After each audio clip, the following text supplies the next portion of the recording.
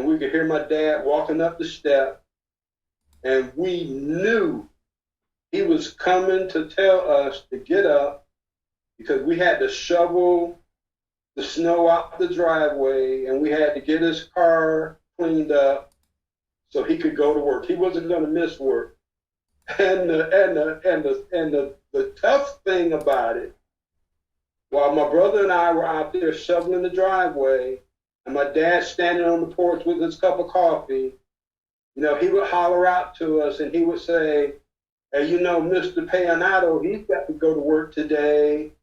And Mr. Pastula, he's got to go to work today. And Mr. Hood has got to go to work today." So my brother and I ended up shoveling snow for about 5 families, on those snow mornings, so they could all prepare to go to work that day. Oh, wow. Oh, so you became a servant at an early age at your dad's, Without question. But this guy, not knowing the valuable lessons he was teaching me at an early age, and I love him and miss him to this day, for all the things that he did to help create who I became to be. Not saying that I turned out to be the greatest, but anything that I've done good in my life, I attribute it to him first. Amen, right? Yeah, our fathers have such an influence in our lives. And I'll tell you, one of the things that I've noticed, Sergeant Major, is there are many young men that were in our Army that were missing father figures. And I'll tell you, you filled that gap for a lot of people. It is without a doubt. You definitely did. So I got to take the time. I got to say this, right? There is almost not a single air defender that I have not had an interview with that has not said, "Say hi to Sergeant Major Adams for me," right? You are mentioned in almost every interview with almost every air defender that I have done. I have nicknamed you the Godfather of the modern air defense branch. Now, oh my goodness, and in a good way. I'm going to tell you, Sergeant Major, look, I found myself personally, I know me, in your office at least 4 times asking you for advice, right? I resigned from the branch. I asked you to go be a jump master instructor. You dealt with me getting told by the division command sergeant major that he didn't need my services anymore as a NCO of the year. Do you remember that? I remember. Yeah, right. And then later on, you just took the whole branch and just made us so cohesive. You had a way of doing that. You had a way of creating an atmosphere around our battalion, 3rd of the 4th Air Defense Artillery Regiment, such that no modern air defender is allowed to say 3/4 ADA. You realize you did that, right? There is a group of people, Sergeant Major, that are they're pre the early 90s, that say, yeah, we've always been 3/4 ADA. What's the big deal? 3/4 ADA, 3/4 ADA. But there's certain ones of us that will lose our minds when we hear it. We're like, we ain't 3/4 and nothing. We're ready to fight somebody, right? And but that's you. That was you, Sergeant Major. And so the legacy that you leave is, oh my gosh. It's just amazing. Tell me a story on the block. Tell me about little kid Wilbur Adams. What's V stand for, by the way? Can I ask? Did I lose you? Did we lose audio? Oh yeah, okay. So I got you. I guess we lost something just for a second, but we're back. Okay. So tell me, what does V stand for? Wilbur V. Adams. I'm named after my father, who was Wilbur Vernon Adams Sr. So I proudly hold a junior in his honor. Yay! Me too. I'm a junior. Yay! That's great. That's great. Wilbur Vernon Adams Jr. I love it, Sergeant Major. So tell me a story when you were a kid. Did you get in trouble? Were you a bully? Were you quiet? Were you a studious kid? I I was never a bully. My mom and my dad would not allow that in any way.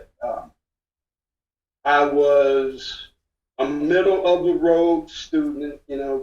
B's and C's came easy. If I applied myself, in a class that piqued my interest, I could squeeze out an A. But I was a good student. I was, all of the teachers and the faculty, they liked me because I played all of the sports. So I was held in high regard in elementary, junior high, and high school. Oh wow! Oh wow! So, did you play sports and stuff in high school? I did. I was the captain of the baseball team, and I was a pretty good first baseman. Learned that from my dad, and pretty good hitter, decent, probably better than average fielder, and I just enjoyed playing baseball my entire youth. Oh, that's great. So you were a first baseman, man. That's Mr. Reliable right there. There's nobody more reliable than a first baseman. That is for sure. That is for sure. Gotta secure that ball and get that out. That is awesome. That is great. Great. Did you have visions of being a pro ball player or anything like that? I did. I did. I played and was offered a couple scholarships to play baseball in college, and I also was invited to a camp. This was after I finished high school, and the Tigers was holding a camp up in Albion College in Albion, Michigan, and it was some big name guys, from my era. A guy named Frank Tanana, a guy named Ted Simmons, a guy named John Mayberry, who all played during the same time I was playing high school baseball. And all of these guys ended up making it to the pros. And I was wondering, I'm saying, why in the heck am I up here with these guys? I mean, they were on the fast track to the majors, and, I was just a decent, high school first baseman. And so I ended up staying up there the first week, and my highlight during that week was getting a base hit off of Frank Tanana. And I remember when he played for the California Angels, every time he pitched, I would tell my kids, man, I got a hit off of that guy, And so it was a tremendous honor to get up there and play with those guys and have an opportunity to share that experience with my kids. Oh, that's so great, right? That is so awesome. What was it about baseball that you liked so much? My dad. It goes back to my dad who grew up playing baseball. There in Haddock, Georgia, and he loved the game, and the energy that I got from him sharing, things he did, in the sandlots in Georgia, and then coming to Detroit and following the Cleveland Indians. And he followed the Cleveland Indians because Larry Doby, who was the first African-American baseball player to play in the American League. We all know Jackie Robinson played, you know, he was the first, and he played for the Dodgers in the National League. And so when Larry Doby was signed to play for the Cleveland Indians in the American League, my dad latched hold of that, and he and I and my brother became Cleveland Indians fans for life. Yay! That's awesome. And when I played middle school and high school baseball, you know, quite naturally, I wore Larry Doby's number. What was that number? Number 14. 1-4. That is awesome. That is awesome.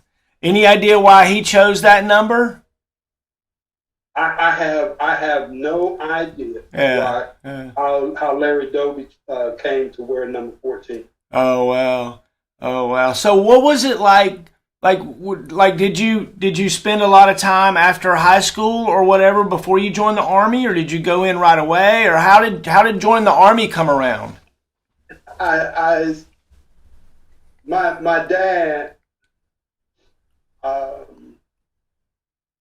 just was focused on work, and it started with me, and it went down the path with my brother and both sisters. We graduated from high school, and there was an application on the kitchen table to work for Chevrolet Gear and Axle, you know, after high school. And so I told my mom, I said, Mom, I don't know if I can do that. I don't know if I can do that. And she said, well, you know your father, and that's the only thing, you know, he's going to expect of you is to either, you know, play ball or you know, come and work in the factories. And so what had happened, and this was just divine intervention, my best friend, who lived a few streets over, his older brother was in the Army. And I remember when Robert came home from leave one summer, and I was sitting there, and he walked in his living room in his Class A's and those spit shine jump boots and that maroon beret, and I said, that's what I want to do right there. That is what I want to do. And so, you know, I told my mom, I said, Mom, I'm going to join the military, and I'm going to be a paratrooper. And I never had the opportunity to look my dad in the eye and tell him that. And I regret that to this day, but I just had, you know, so much respect for him and, you know, what he thought was the best life for me. So what I ended up doing was going to Georgia and spend the summer with one of his brothers, and I ended up enlisting at that time. Oh, I love it. I love it. I love it. So you, what happened that you didn't get to share that kind of stuff with your dad? Because my dad's vision was one way, and he was hard-lined, and then he did not believe that you know, that the military was the way to go for any young African American male at the time. Really? And it took me going in and him learning from me, you know, how things were, you know, for him to become comfortable with that. So, I mean, you know, that's just kind of obvious, right? That your dad maybe brought some Georgia ghosts, you know, with him, right? Oh, for sure, absolutely. Yeah. Absolutely. You know, our those times in our culture are sad in a lot of ways, but they're victorious in a lot of ways too. And you know, it's obvious that your father, you know, made his family into a success and bred success in you and your brothers and sisters, and has to be proud of that, right? Oh, for sure. And as we were equally as proud of him, you know, I used to hear stories like, you know, just like in the Army, how we have organization day, you know, once a year, and in the factories, every year they would have a family day, and so the families were able to go up to the manufacturing plants, and we would walk around, and we could see what, you know, our dads were doing on the job, and you know, and I would hear stories about him from his supervisors, and they would say, you know, did you know your dad uh, is the only non-degree engineer that we have in this factory? He's, you know, they would say, you know, he learned these machines so well that he was on par with, you know, the actual engineers that, you know, actually went through the training to, you know, operate and to, you know, make sure that all of this, you know, high value equipment was functional each day. And, and I look back and I'm saying, you know, here this guy is, I think he might have made it to the eighth grade, and he's being looked at and compared to, you know, guys who had graduated from engineering school and colleges. So I was so proud of that, and I did not have the intestinal fortitude to tell my dad that wasn't what I want, you know, for myself. Yeah, yeah. It's tough to stand up to that authority, right?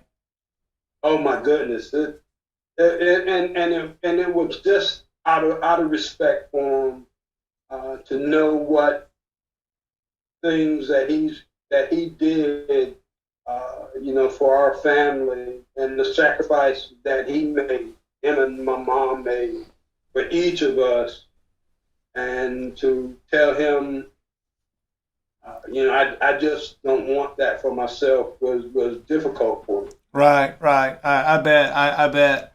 So what was you know? I just can't imagine Private Adams. Come on, come on. I just can't imagine Private Adams. What was that Oh my like? goodness, Private Adams, man, that dude, you know, that dude really enjoyed being a soldier. I bet. I mean, he really enjoyed being a soldier. You know, I was a 16 Papa, and you know, I went through basic training at Fort Knox. Then I went to 16 Papa school at Bliss, and at the time, you know, 16 Papas were chaparral or red eye. And so my first duty station after AIT was Fort Benning, Georgia. And so I'm thinking, okay, I'm going to airborne school, then I'm going to be stationed at Fort Benning, which was fine with me, you know, with my dad's family, you know, just being 2 hours away from Columbus, Georgia. So that worked out fine. And so what happened was I got to replace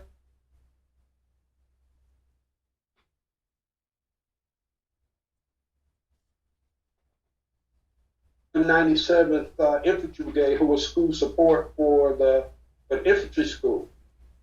And so I'm up there, and I'm, you know, private, might have been in E2, hadn't made PFC yet. and I'm trying to figure out, how come I didn't go to jump school?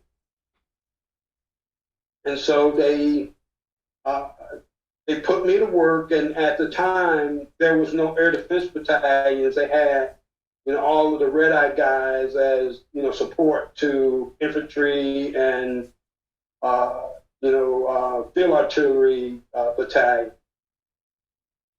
And so, I'm scared. I'm trying to figure out, what's going on.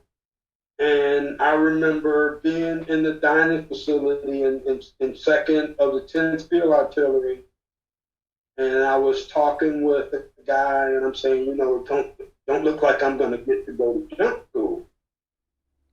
And he says, you need to go see, and he called this guy, and I'll never forget, you need to go see Sergeant McKinney. And here I'm thinking, okay, I got, platoon sergeants and squad and section sergeants and squad leaders and first sergeant. And I knew there was a sergeant major somewhere. But I found it strange that he said, I need to go see Sergeant McKinney, which was probably the best choice for me because, James McKinney, I don't know if you remember him, he ended up, being the TRADOC command sergeant major. His brother ended up being, sergeant major of the Army. And I went to him in a dining facility, scared to death because this guy, as a young Sergeant E5, was revered like he was a CSM, and I don't think he had 3 years in the Army at the time. Wow. And so I went to him and I said, Sergeant McKinney, I'm Private Adams, and I was told to come to you that you would help me with my issue. And I sat down and explained to him that I got shipped from replacement, straight to my unit without, going to jump school. So he took all my information down. I say within 48 hours, they had my orders cut, sending me to 50th Company, United States Army Airborne School. And I was just amazed, that a non-commissioned officer could make something like that happen so quickly. Oh, wow. So I went and joined 50th Company, went through, my 4 weeks of airborne school, and returned to 210 Field Artillery, and worked school support of the infantry school, the Ranger school, the infantry school. And I think over that 2-3 year period in support, I ended up getting like 16 jumps in. Oh, wow. During my time there at Fort Benning, before I moved on to Fort Campbell from there. What year was this? What year did you enter the Army? I entered in February 2nd, 1973. Oh, wow. What uniform were you wearing? We were wearing the cotton fatigues. We had the TWs for summer wear, and we had the cotton or the wool Class A. Wow. Wow. So, I mean, let's see, 73, 83, you spent almost 10 years of your career running in boots. Yes, absolutely. Wow, right? Looking back on it, it's like, y'all were idiots. Great idiots. Straight up idiot. Pounding the ground in combat boots and not running shoes. Oh yeah, amazing. That look, there was a mentality it doesn't matter. Harder is better. Harder is always better. That was the mentality back then. It was like all the softness came out of Vietnam and like coming in 73. That's the tail end of it, right? And my goodness. Yes. And let me tell you something. those Vietnam vets, those guys were no joke. They scared the hell out of us each and every day. I'm saying, man, these guys are Looney Tunes. I mean, they're straight up crazy. And I remember times when we would be standing in the chow line, and guys from Vietnam, they would do their DAP line, and nobody was going to break it. I mean, if you were standing in line to get chow, you might as well turn around and walk away, because if you tried to break through that little DAP line, I mean, you were going to get your behind handed to. So, I mean, we kind of knew that and learned to try to get to the chow hall before they start showing up. Oh, wow. Oh, wow. So, I mean, look, back in 73, the doggone, the world was half segregated, and the Army was in just a crazy quagmire of all the different groups, and all just a mess of all of it. Did you find that a problem? I found it a problem, but I also knew that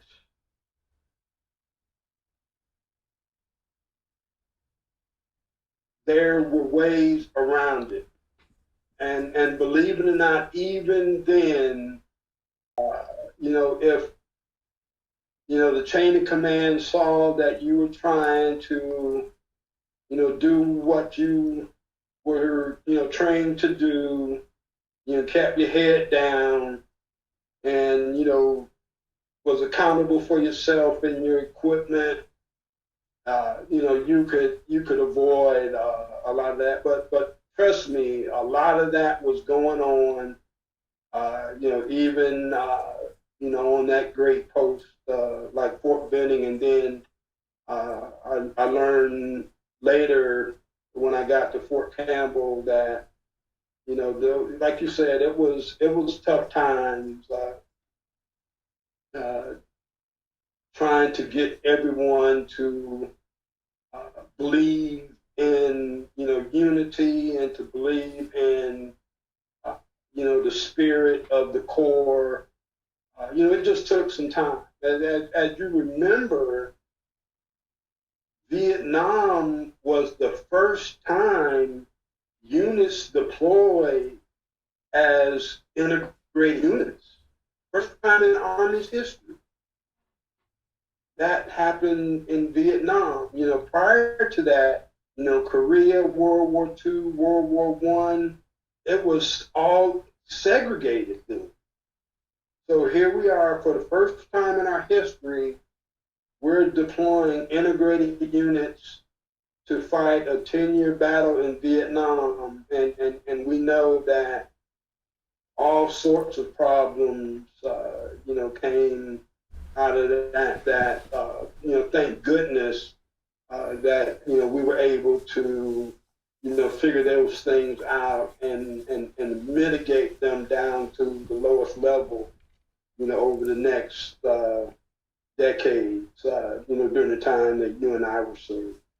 Look, nobody wants the United States Armed Forces to be the element of social change. Nobody wants that, but it is a reflection of the society, and I'm proud that our Army and our armed forces has been on the forefront of integration and love and embracing and allowing folks to shine, where they show up at, and bloom where they grow. And I tell you, we did. I say we because I was part of it, just like you were. Build a great integrated Army. And we're still doing it, right?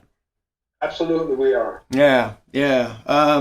I'm gonna tell you, Sergeant Major. I know I set it up at the beginning, but I'm gonna say it again right here. You did a great job of unifying a unit. 3rd of the 4th ADA became 3rd of the 4th from 3/4 ADA.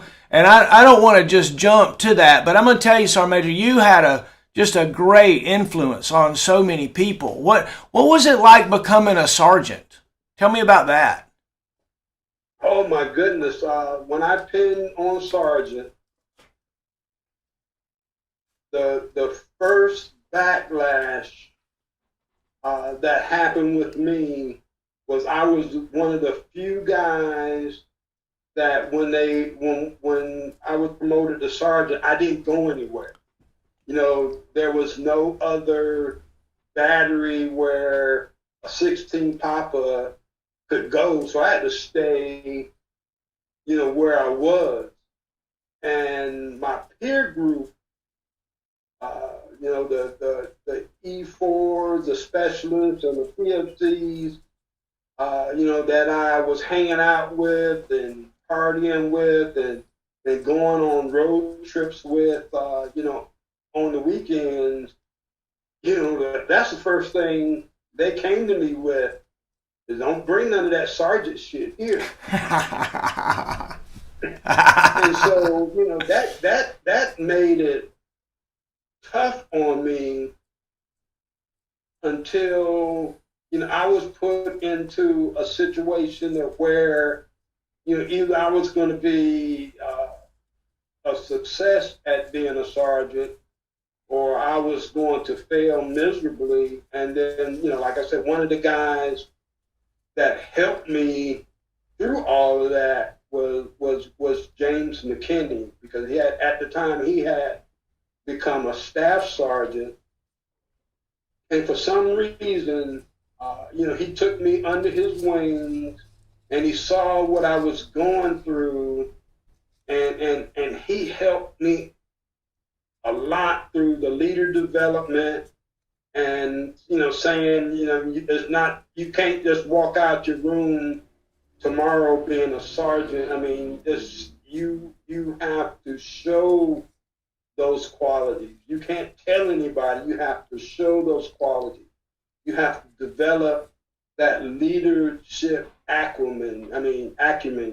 You have to, you know, when it's time for us to do vehicle inspections, when it's time for us to prepare for IG inspections, you have to be able to show a subordinate how to prepare. You have to be able to show them how to display, you know, their equipment and be accountable for their equipment and how to lay out, you know, your pioneer tools and your specialty tools in the motor pool, you know, in front of your, you know, your vehicles, whether it be a Jeep or a prime mover or what, and teach them what PMCS is all about and why PMCS is important, even though that vehicle is not ours, it belongs to the Army, but while we're signed for it, we're responsible for maintaining the vehicle, because when we roll out the gate, you know, how that vehicle performs, you know, under some very tough conditions is going to be based a lot on how well we maintained it. So he helped me understand that. And then my old peers, they saw that change. You know, it wasn't where I had to grab my collar and say, you know, I'm a sergeant now. They saw that development and they saw that leadership, you know, as I grew into it, you know, going through the first phase. I'm doing everything because I'm scared. You know, I'm scared because I don't want to get, you know, on my platoon sergeant's bad side. I don't want to get on the first sergeant's bad side. So I'm doing everything out of fear. And then after I got through that, I got to a point that where I internalized leadership. I accepted that as being who I was. So, you know, I didn't need James McKinney as an example anymore. You know, I didn't have to be afraid of the first sergeant or the sergeant major or the commander anymore, because those attributes of being a leader, man, those are mine now. those were mine now. And so whatever the standard was for me, that standard was going to be for my soldiers, and became an example for them by example.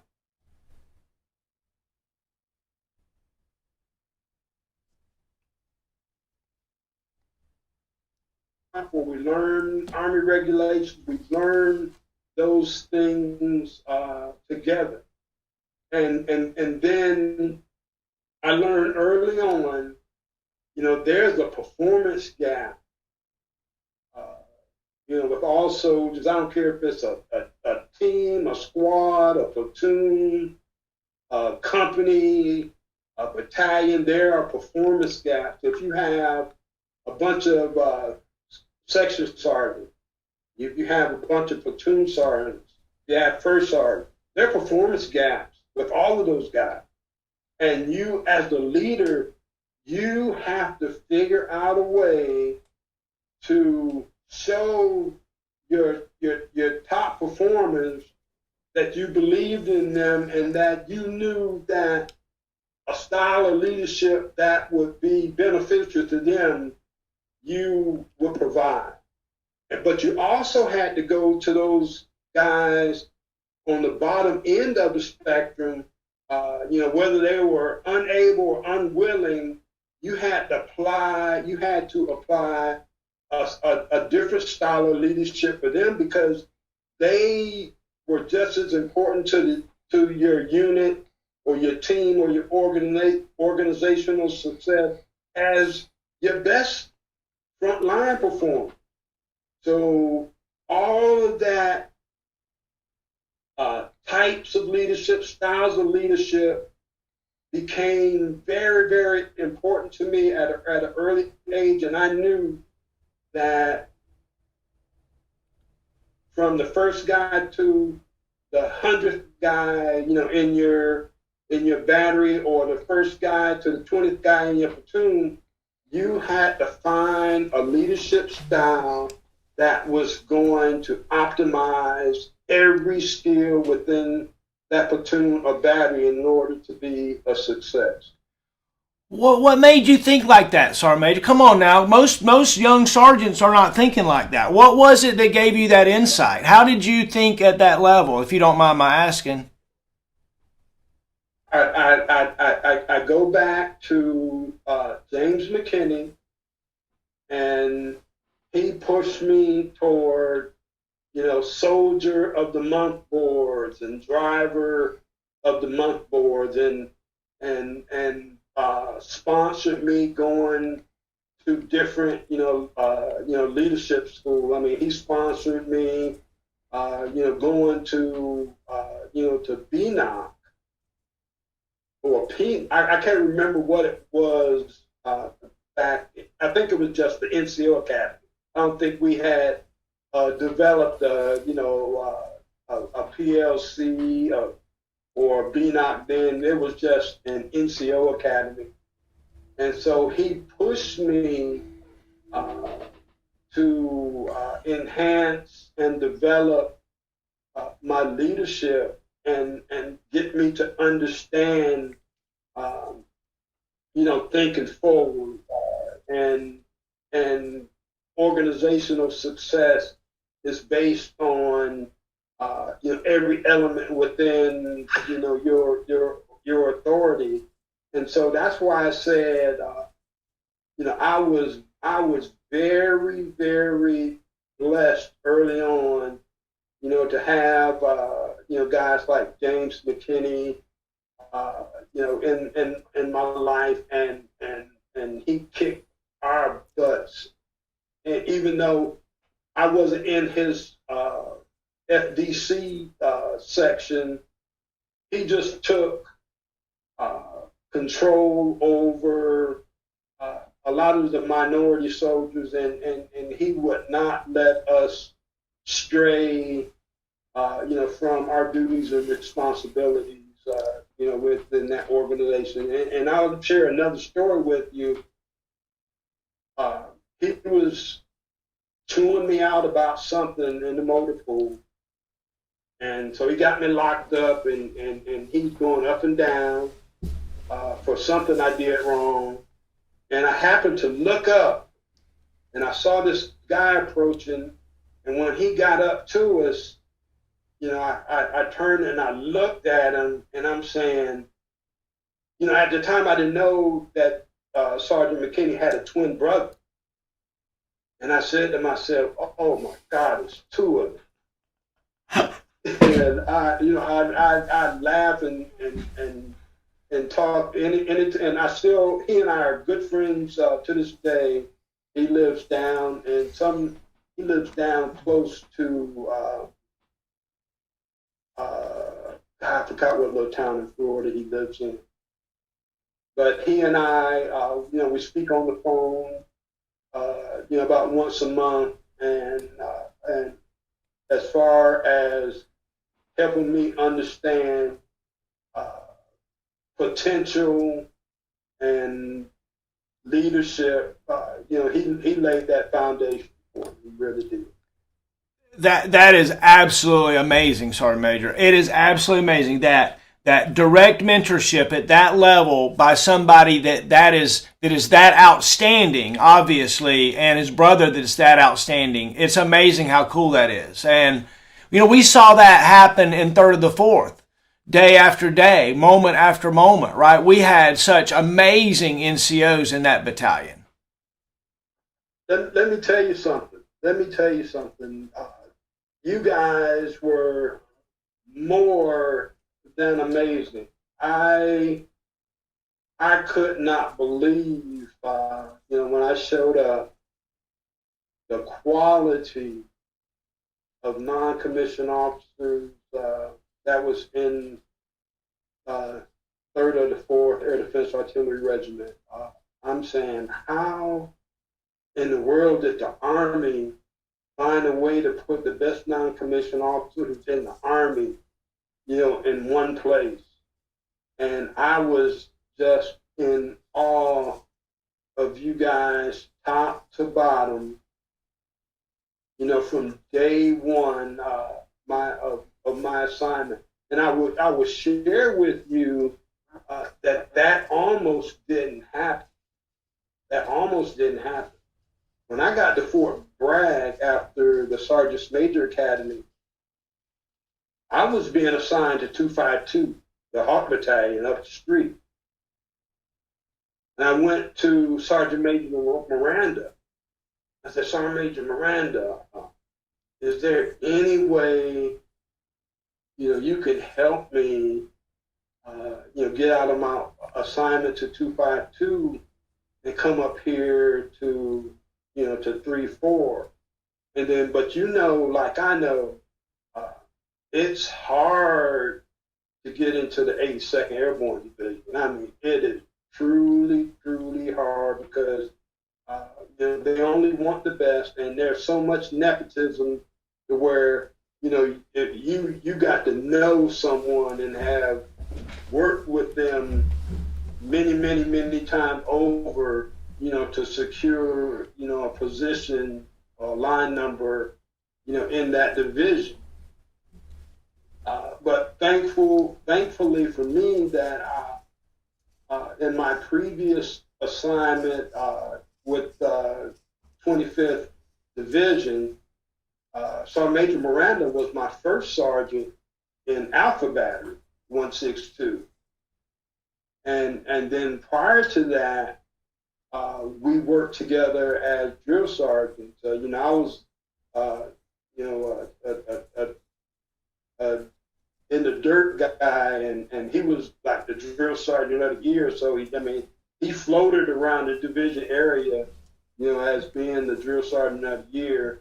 And then again, I got a chance to be a platoon sergeant for him in Hawaii. And so when I went to him there at Fort Bragg and asked him to intercede on my behalf, he did.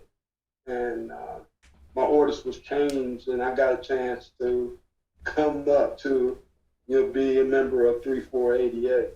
I had no idea. So you had been in in the battalion previously, though. Is that right? Yeah, yes, but that was back in like the old division days when we had no idea that there was an air defense artillery command sergeant major, because I think the battalion only got infantry CSMs to, serve, in the battalion, even back when it was 7th of the 60th before it was redesignated 3488. Oh, wow. Oh, that's interesting. That's interesting. We did have a time in the modern battalion area where we had I think an MP sergeant major for a very brief time, very brief time. Tell me. If you think about it, Cuddy and all those guys, they were not air defense artillery. I think Steve Miranda was the first air defense artillery sergeant major that the battalion ever had. Oh, really? So yeah. I didn't know that. Yeah. Harvey wasn't an ADA guy? No. Oh, wow. No. Oh, wow. That's cool. That's cool. So, like, what are your memories? Did you ever get lost or turn the shap over, or anything crazy like that as a squad leader, or have to wrangle a soldier around or something? Yes, we were in Korea, and we were going up to our. We had this mission called KCOB mission, and every week a chat platoon would go out to a designated spot, and we would function, as a forward operating air defense element, but, protecting from airstrikes over from the DMZ. And so I remember our shop, we were on this very narrow road, and the driver got too close to the edge, and we started sliding off the side of the hill. And I'm thinking, we are getting ready to tip over. We're getting ready to tip over. And we just so happened to get a hold of our maintenance sergeant, and he drove. I think we had to be on that hill. I would have said 3 or 4 hours, but it ended up being less than an hour. And so he came up with his recovery vehicle and connected the chains to, the strong points on the shaft, and he was able to pull us back to where we had the tracks back on the road, and that we can continue on, with our mission. But trust me, everything, my life went before my eyes as soon as I saw that chaparral was getting ready to tip over and roll down the side of that hill. I knew it would have been over for me. But where were you sitting? Where were you sitting? Say again? Where were you sitting in the chap? Yeah, I was inside the turret. I was inside the troop compartment, and the driver was saying, "Oh man, we're in trouble." And then you could feel the track sliding to the left, and so we put it on brakes. We got out, and we lightened the load on the right hand side, on the left hand side of the shaft, so that the preponderance of the weight would still be on the right hand side, and it held on until the wrecker got up there and pulled us to safety. Oh my gosh. Oh my gosh. We had happy times and we had sad times in the Army. Do you remember a time where maybe you reminisce or look back over a soldier that we lost? I think of lots of memorial services that I went to and unfortunately had to officiate a couple times. Do you remember a time? I will I do, and it's something that will stay with me for the rest of my life, even though this particular situation, didn't happen in our battalion, and I can tell you about the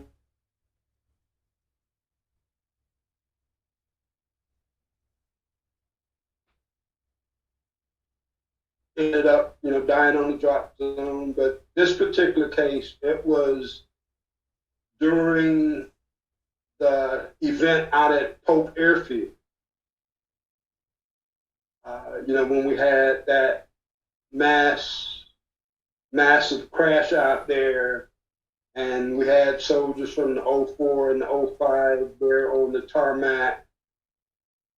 And I went to one of the memorial services with Command Sergeant Major Steve Cuffey from the 3rd Brigade.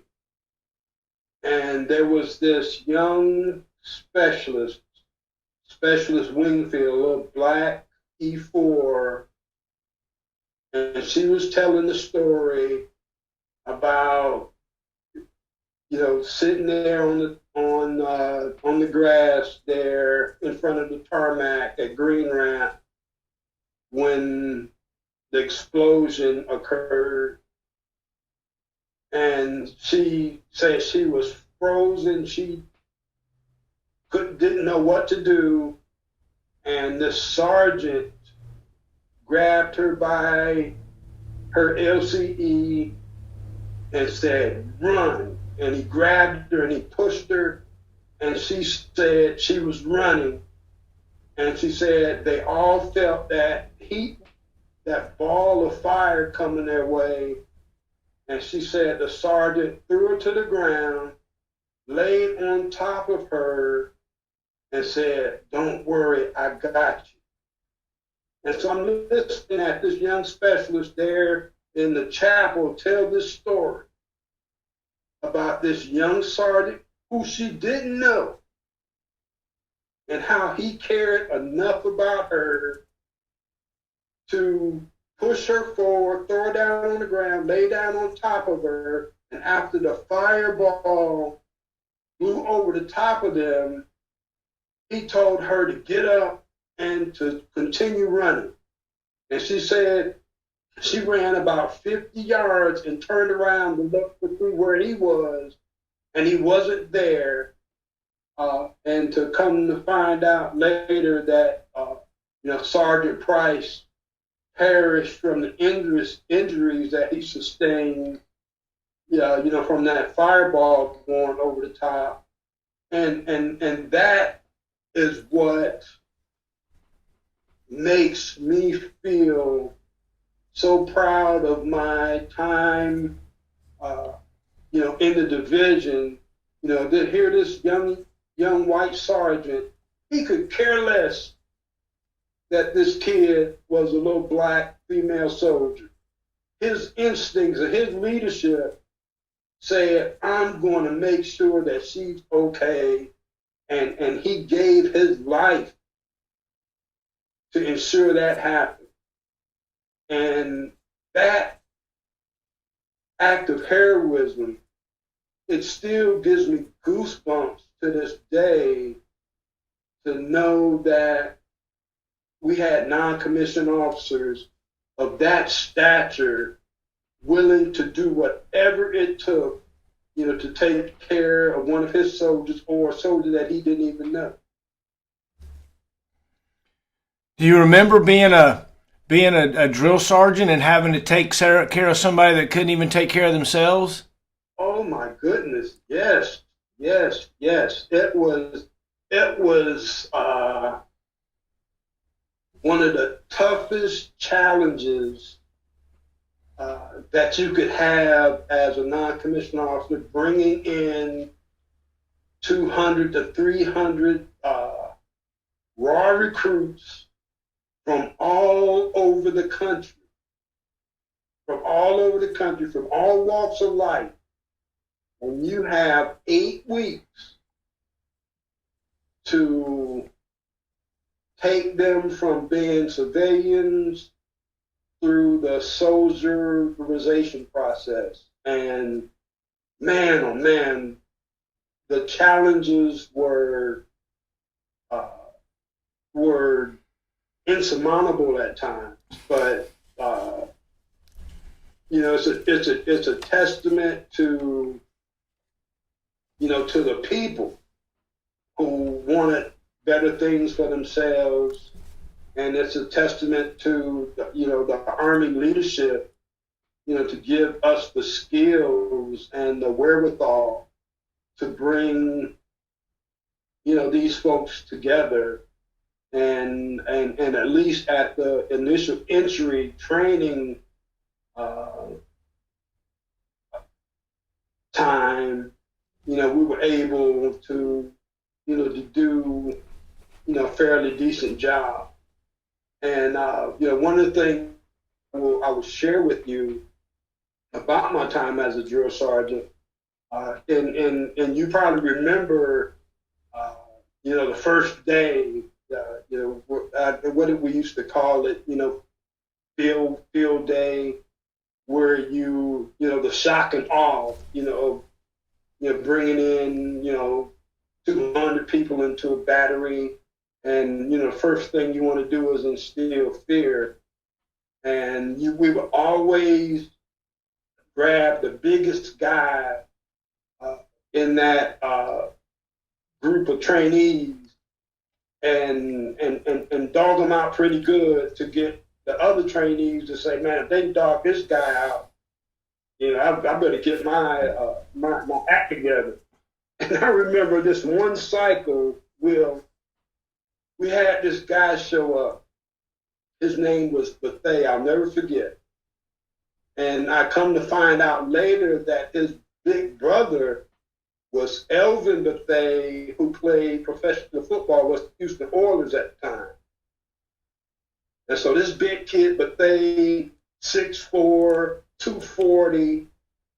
And so my fellow drill sergeants, they turned to me and they said, this one's on you, big guy.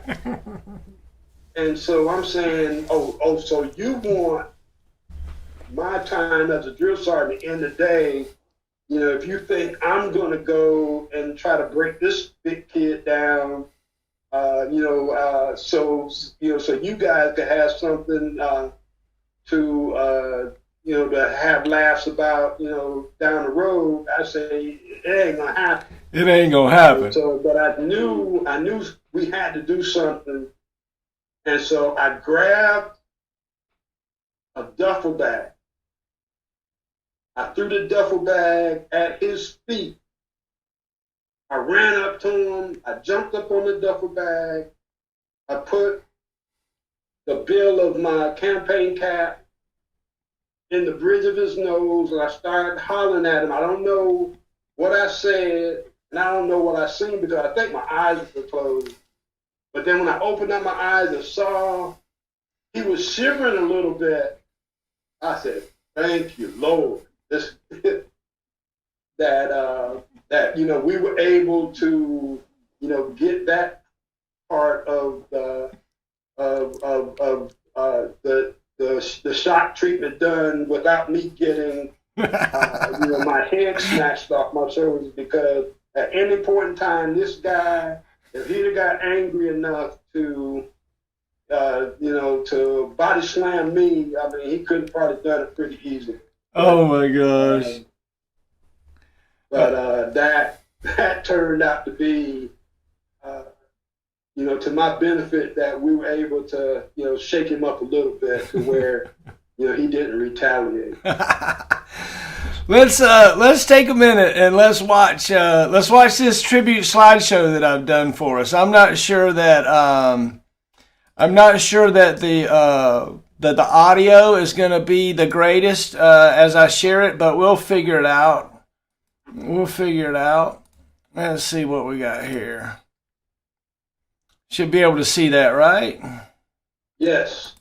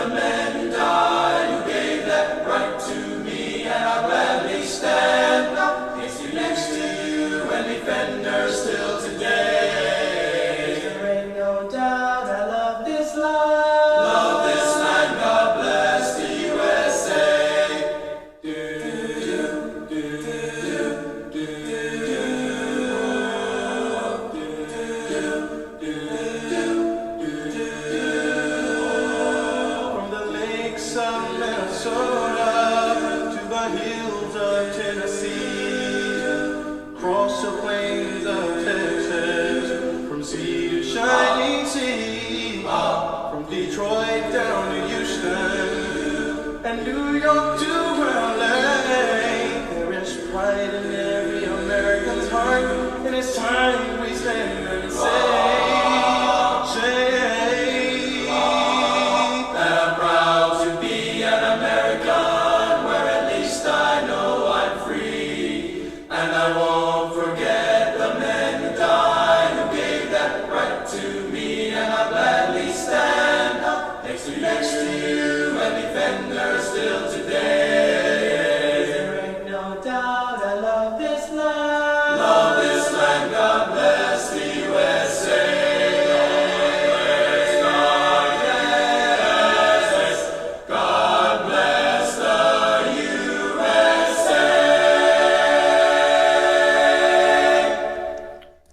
I love you, Sergeant Major. You are amazing. You are amazing. I appreciate you so much. Yourself, my friend. Oh my gosh, it is so awesome, right? It is absolutely so awesome.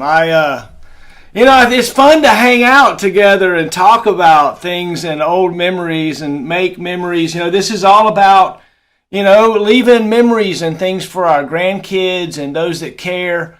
I just can't tell you how many people that I've talked to. I've done almost 100 interviews now, and I'm gonna tell you, your name comes up in 2/3 to 3/4 of the interviews. Of course, I'm talking to air defenders, but you played a pivotal time in our branch, and you did so many good things. I mean, you went to the highest level. You really couldn't have gone much higher of a nominative position without going to, being a sergeant major of the Army and those kinds of things. As you look back and you think of becoming a command sergeant major, what was it like to take on that responsibility, to no longer be worried about, one unit, so to speak, accomplishing a mission, but worrying really about all the people? Well, I was scared to death, to be honest with you. I remember, and you showed a picture there of the air defenders that was in my class 38 graduating class, and you saw Pascal Hilton there. You saw Nate, the original bear, and I mean, we had some bad dudes. Come out of that class. And, when you're selected as a command sergeant major, and I don't care how much time you serve as a first sergeant or master sergeant, in ops or S2 or whatever, you look at that guy in the big seat in the battalion, and you wonder, what he had to do, the struggles, and the sacrifices he made to get there. And I'll go back to Steve Miranda, the day the promotion list came out for our group. And at the time, you could be selected for sergeant major, and then guys who were sergeants major could be selected to be a CSM, or you could be selected to be sergeant major and CSM. And I remember Steve and Cookie Miranda having me over for dinner one evening. This was before the list popped, and Command Sergeant Major Miranda, we had dinner, and then he shared with me and my wife at the time, Diane, that I had come out on the Command Sergeant Major list. And it knocked my socks off because, I was a secondary zone guy, I wasn't primary. And, I never looked at myself as someone that would be, you know,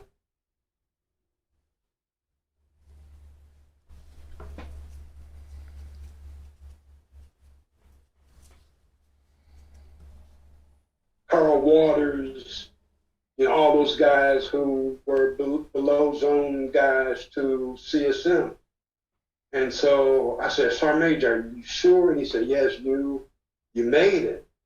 And so I asked him, I said, Sergeant Major, do you know where I'm going to go? And not knowing that he had planned on retiring. So I'm asking him, do you have any idea where I might be going?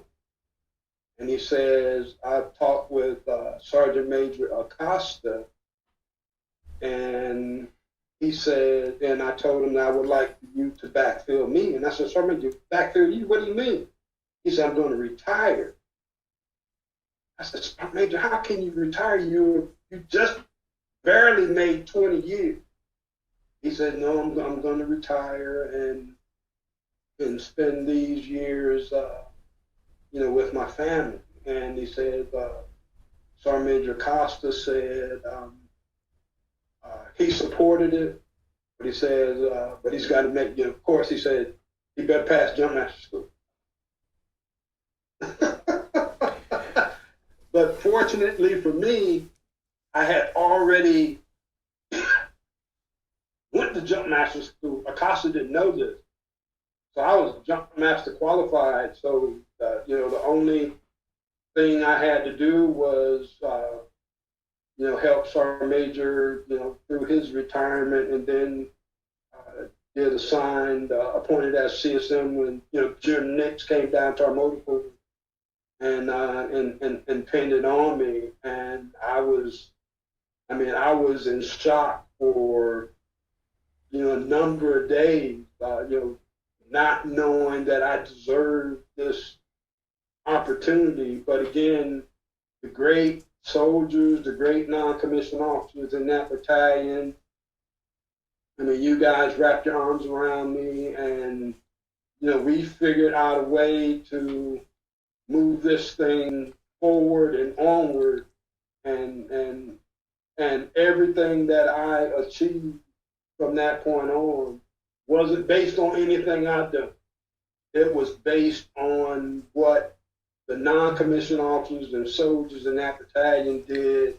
And fortunately, the way things are, the sergeant major and the commander will receive the accolade for it, but we ain't do shit. You guys did it. You guys did it all. And I appreciate Sergeant Major Miranda advocating for me and going through some of the things that you prepared for questions. I wanted to share this with you.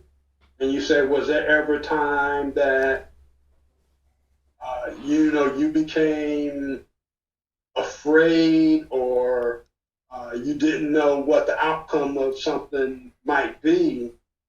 And I will share this with you. We were having a battalion formation on the basketball court, and when the battalion commander turned the battalion over to me, and he and the officers went, and then we did our little NCO thing, and so we were in formation. And this captain from the armor battalion, he just started walking through our formation. And so I saw the eyes of 359 air defenders turn toward me, because we all know you don't walk through nobody's formation. That don't happen. And so I got to do what I got to do. So I go up to this captain. I said, sir, what are you doing? I said, you can't walk through my formation. He said, I can walk through anything I want. And so right before I grabbed this guy, because he had to be grabbed, Had to be. There's no way that young captain was going to walk through the formation of 3rd of the 4th Air Defense Artillery Regiment. No one going to happen. And if I was going to have to go down for that, then so be it. But Captain Underhill, the great Captain Underhill, saw what was transpiring. And Captain Underhill ran before I reached to grab this guy. He grabbed it. And he said, Captain, he said, I don't know how long you've been here. He said, but the one thing I'm getting ready to tell you, you might walk through any other formation in this division area, but you're not walking through a battalion formation in this battalion. Oh, so yeah. I asked you to turn around and walk away, before, things get out of hand. He said, because if you look around, it wasn't going to happen. And so I looked at Captain Underhill and told him thank you, because as a result of me putting my hands on this young captain from the Army Battalion, it wasn't going to be good for him. And so, Captain Underhill coming in and making sure that it didn't get to anything like that.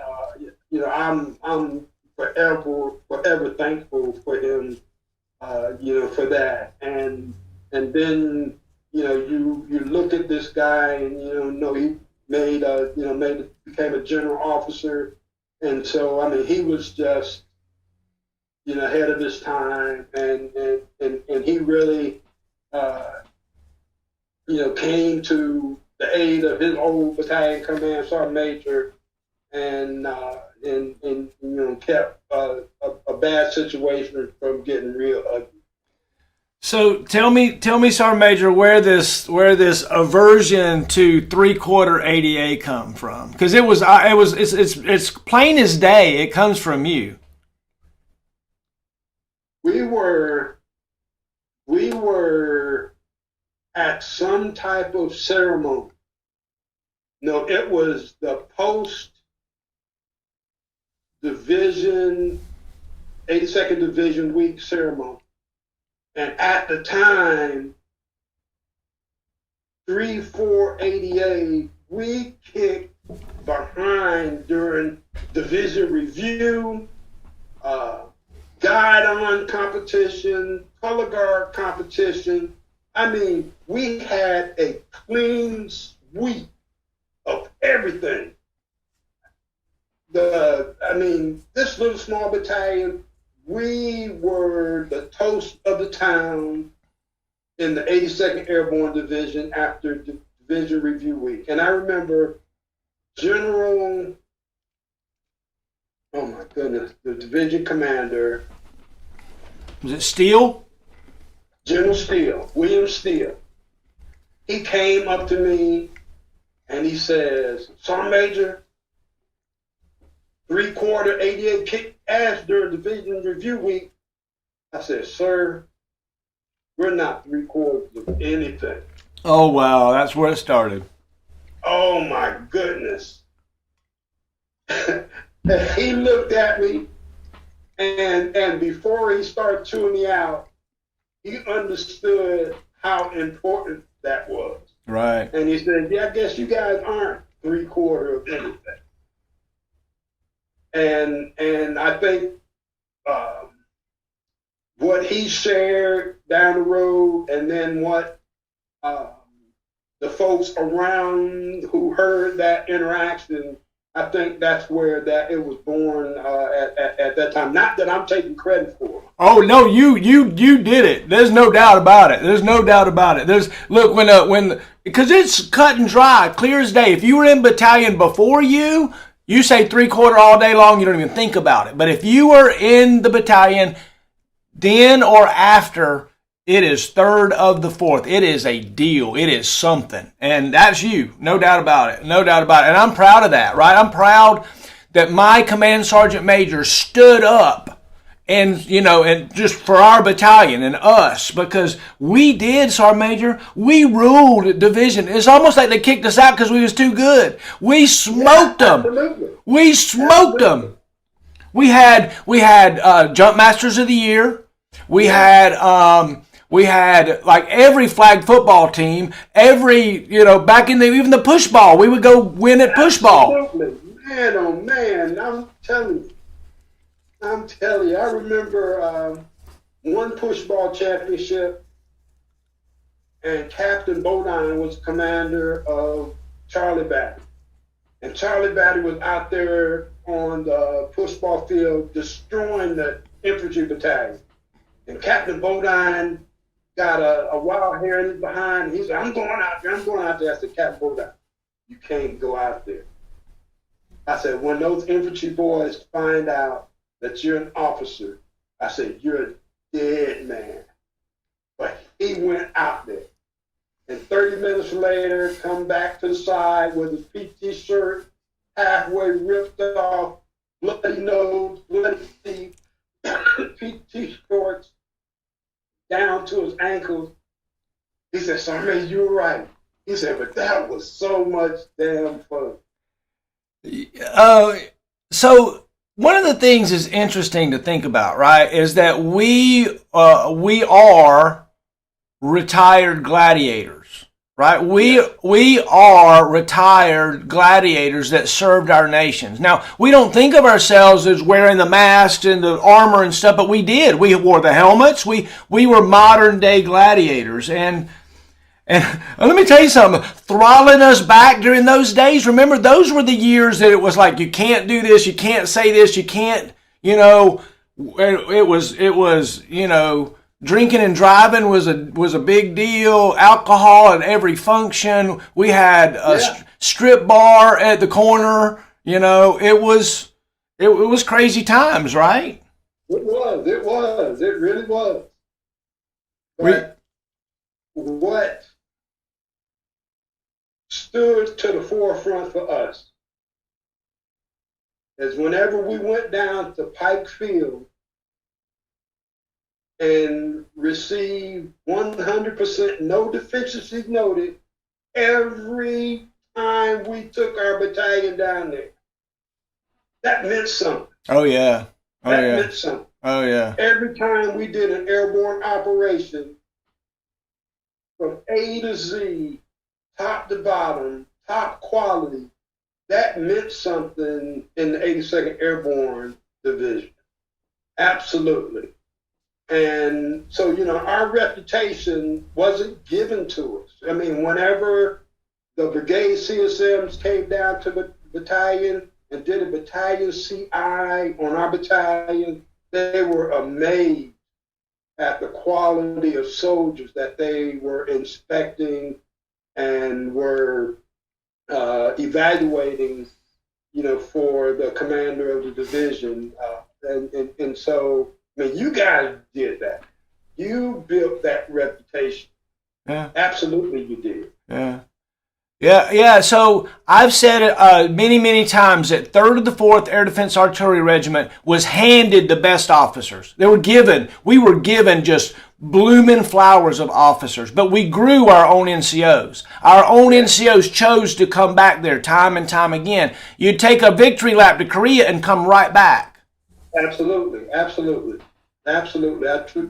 totally concur with everything you just said. Yeah. Call off some names. Tell me some of the personalities that were around the battalion back in the day that you can remember when you came around. Of course, we've talked about Miranda. My gosh, what an awesome guy he was, right? Right. And then when you look at top down, you think about like the great Louis Lim. You think about Pascal Hilton, you think about Steve Rogers, you think about Gil, you think about, oh my goodness, Segredo. Oh, yeah, Bradley. Oh. Bradley. Oh, my God. Oh, my goodness. Sean Lear, First Sergeant, Sean Lear, Chavez. Oh my goodness, the personalities, and who was the guy that went on that mission?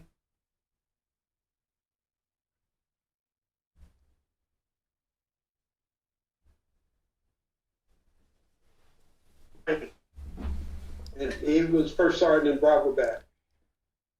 I'm sorry, you broke up. I missed it. Say again.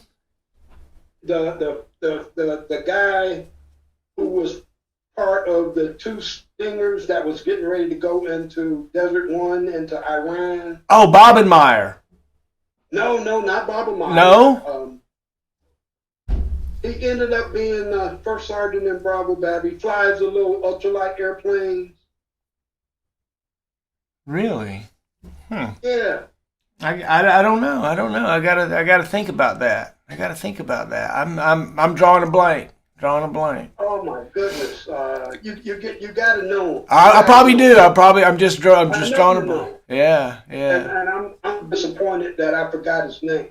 Oh, so many great times. You know, we told this story before, but remember we were getting off the aircraft in Haiti, and back from going to Haiti, and we're helping these guys offload. You and I are helping them, and all of a sudden this grenade comes rolling down the ramp, and we just both looking at it, right? Remember that?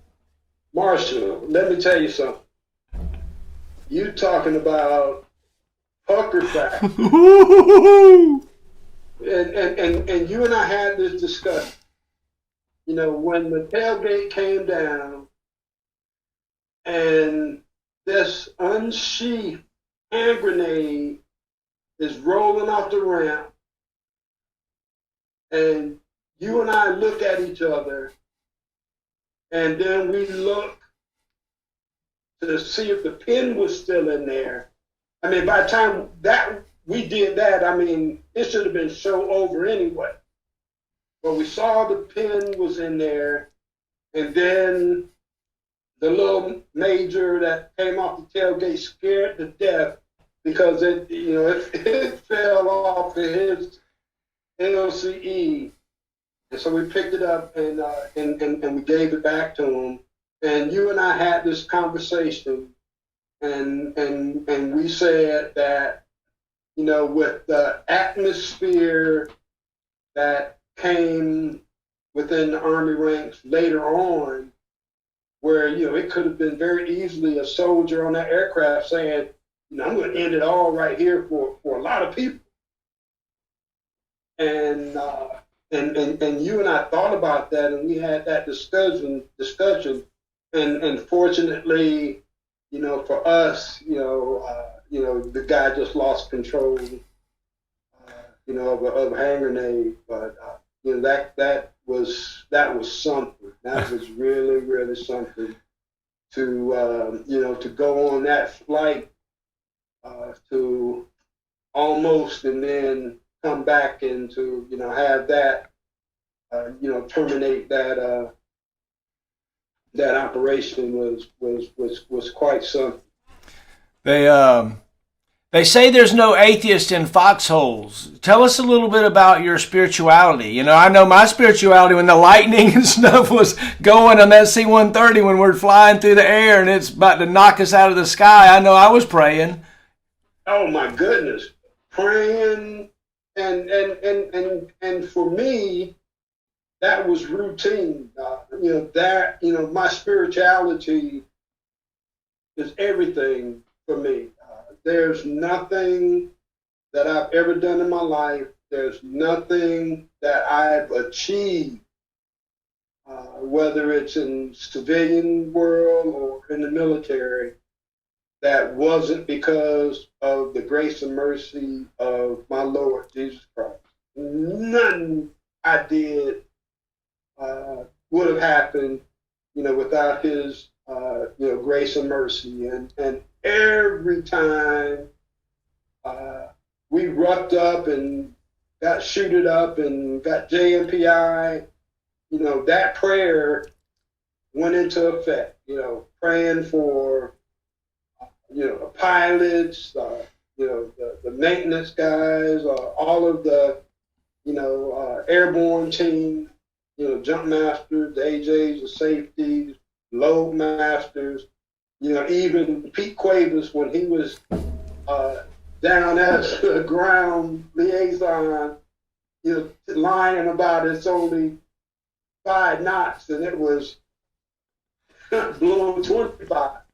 That prayer went out, and once I put it in the Lord's hands, I was good. I didn't think about it, but I had to make sure that I gave all the glory to Him, that we were able to do those grandiose things at the level that we did them, on day in and day out. There's no way we could have been as successful as we were without the Lord looking over. Amen. Amen. I remember days that I was on an aircraft and I wouldn't have cared what the winds were. It could have been a hurricane out. I wanted to jump just so I could get to the ground and pee. That's all I wanted to do was just pee. Yeah, there you go.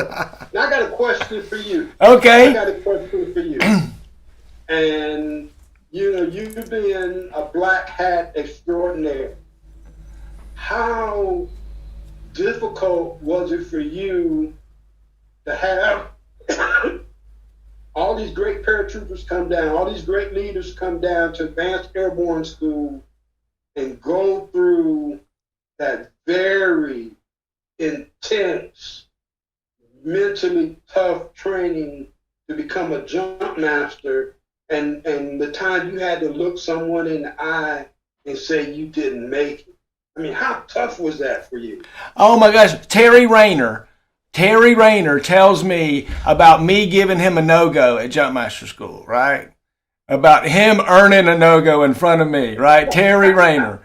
And he was like when I came in as a private, he was a specialist for like 3 weeks, and then he got promoted to sergeant, right? So I watched him, as a specialist, then he became my sergeant.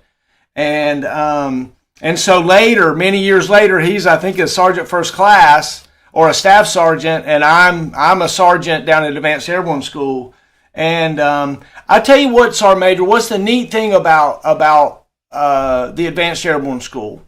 Unlike almost any other place I was ever at, when we walked through the door there, every instructor had the same mantra: the standard is the standard. Whatever the standard is, we follow that, and we go from there.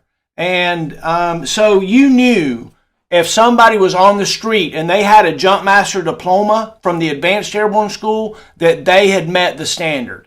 And I'd be danged if I was going to put somebody on the street that hadn't met the standard. And so it was just that simple. But there were times where I had to make tough decisions. Look, Colonel Wood, I'll never forget, okay? I will never forget when Dan Bennett calls me into the office and says, hey, your boss is coming to Jumpmaster School, and I know you're the deputy committee chief, but guess what? You're the first stick leader this class because you're going to make sure your boss gets through Jumpmaster School, aren't you? And I'm like, yes, Dan, absolutely. I'm going to make sure my boss gets through Jumpmaster School. And so I was the first stick leader for Colonel Wood when he came through.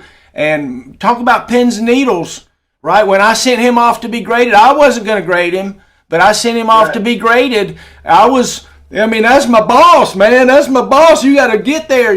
He's already a sitting battalion commander. There's no way that I can allow him to fail. I was working night, weekends, anything it took. Well, it turns out he didn't need it. He was good, but he just didn't get in a hurry about nothing, never did. But when it was time to perform, boy, he performed, and he got to go, and I was watching from around the Connex, I promise. Oh yeah. So look, being a jump master instructor was one of the most rewarding times in my career, right? It really was. There was a lot of prestige and power and fun and experience. I got to write. I basically wrote an Army manual. I taught 80 of the best students that the division could bring to me every 3 weeks, right? You didn't go to jump master school as a yo-yo. You weren't somebody that just hanging around. We had, there's so many there's several generals that I'm in touch with now. Trevor Breedenkamp, one that was a student of mine, right? He was a captain, and now he's a 2-star general, and it's really neat seeing all those people come through, and it was just and kind of to get away from the airborne stuff, but the air defense community. Isn't it amazing how small we were? How small of a community we were? Yes, it was amazing how small the air defense artillery community was compared to everyone else. But it did not take away from the quality that we developed in our branch. I can look around, in our battalion. I mean, you look at the guys who are doing great and wonderful things right now. I mean, the guy you had down in Charlie Battery, Bruce Tyler, who went on to become a lawyer, and now he owns a bourbon distillery outside of the battalion. I tell you, one of my best friends, a guy named Terry Thurman. He was a 10th Mountain guy, and he and I were in the 25th together with Miranda. And this guy, post-retirement, I mean, he was like the city manager in Rogers, Arkansas. I mean, the city manager. And he answered to the mayor. And the mayor at the time was a guy named Womack, who went on to be, and still is a sitting congressman. And so Terry, I was TDY at Fort Leonard Wood. I can't remember what the event was, but this guy, I mean, so talented. I mean, he and his wife and their 2 boys they could have been the poster family for the Army. I mean, they were just a great Army family.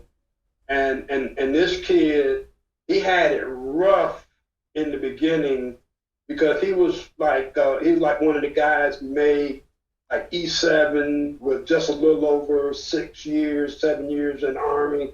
And so, I mean, he had, a lot of haters, because he was so successful so early in his career. But he and I became good friends to this day.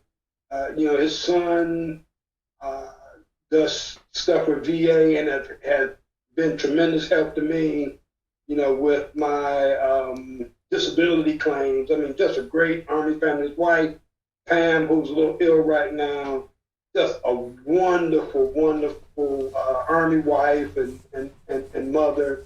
And so this guy, I'm at Fort Leonard Wood, and he says, "Hey man, why don't you come spend the weekend with me and Pam here in Arkansas?"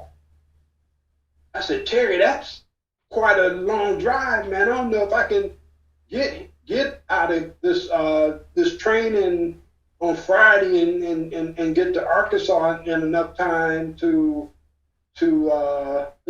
enjoy hanging out with you guys." He said, "Don't worry about that." He said, "I'll come pick you up." I said, "No, Terry, there's no way I'm going to have you drive this far." He said, "I'm not driving. He said, I'm flying my airplane."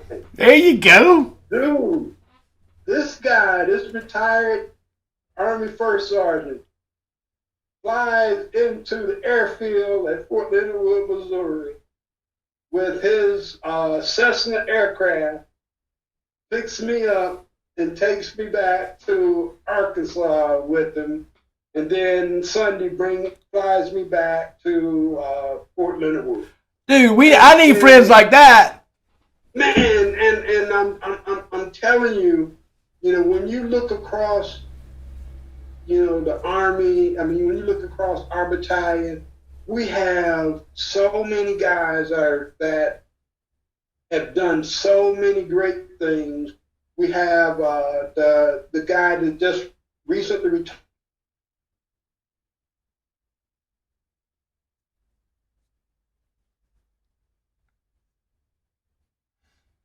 Graduated from, when he was commissioned. You look at Tom Williams, the talented stuff that he has done. This guy, like you, guitars. He has an arms room in his basement that would,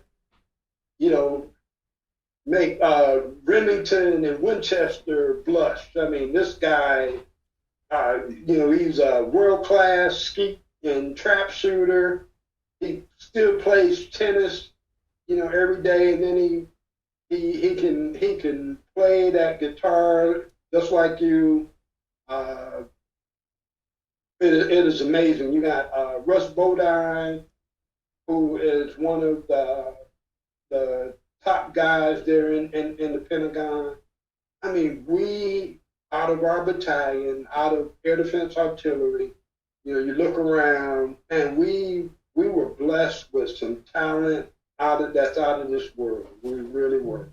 Oh, totally. Crazy, amazing talent. What the thought again is that more and more just the understanding that we were straight up gladiators. We had guys that were willing to strap a missile on that was as big or bigger than they were, and to belly up to the door of an airplane and jump out, didn't know where. Right. 2 or 3 o'clock in the morning, don't know where the ground is.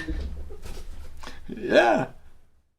But those front 8 guys with those SMJPs, they were going out the door. Hey, so one of the neat things also about the SMJP, right? Check this out. 5 foot 8 inches in height or taller. I seen guys like get on their tippy toes because they wanted to jump that Stinger missile, right? But I also saw people shrink because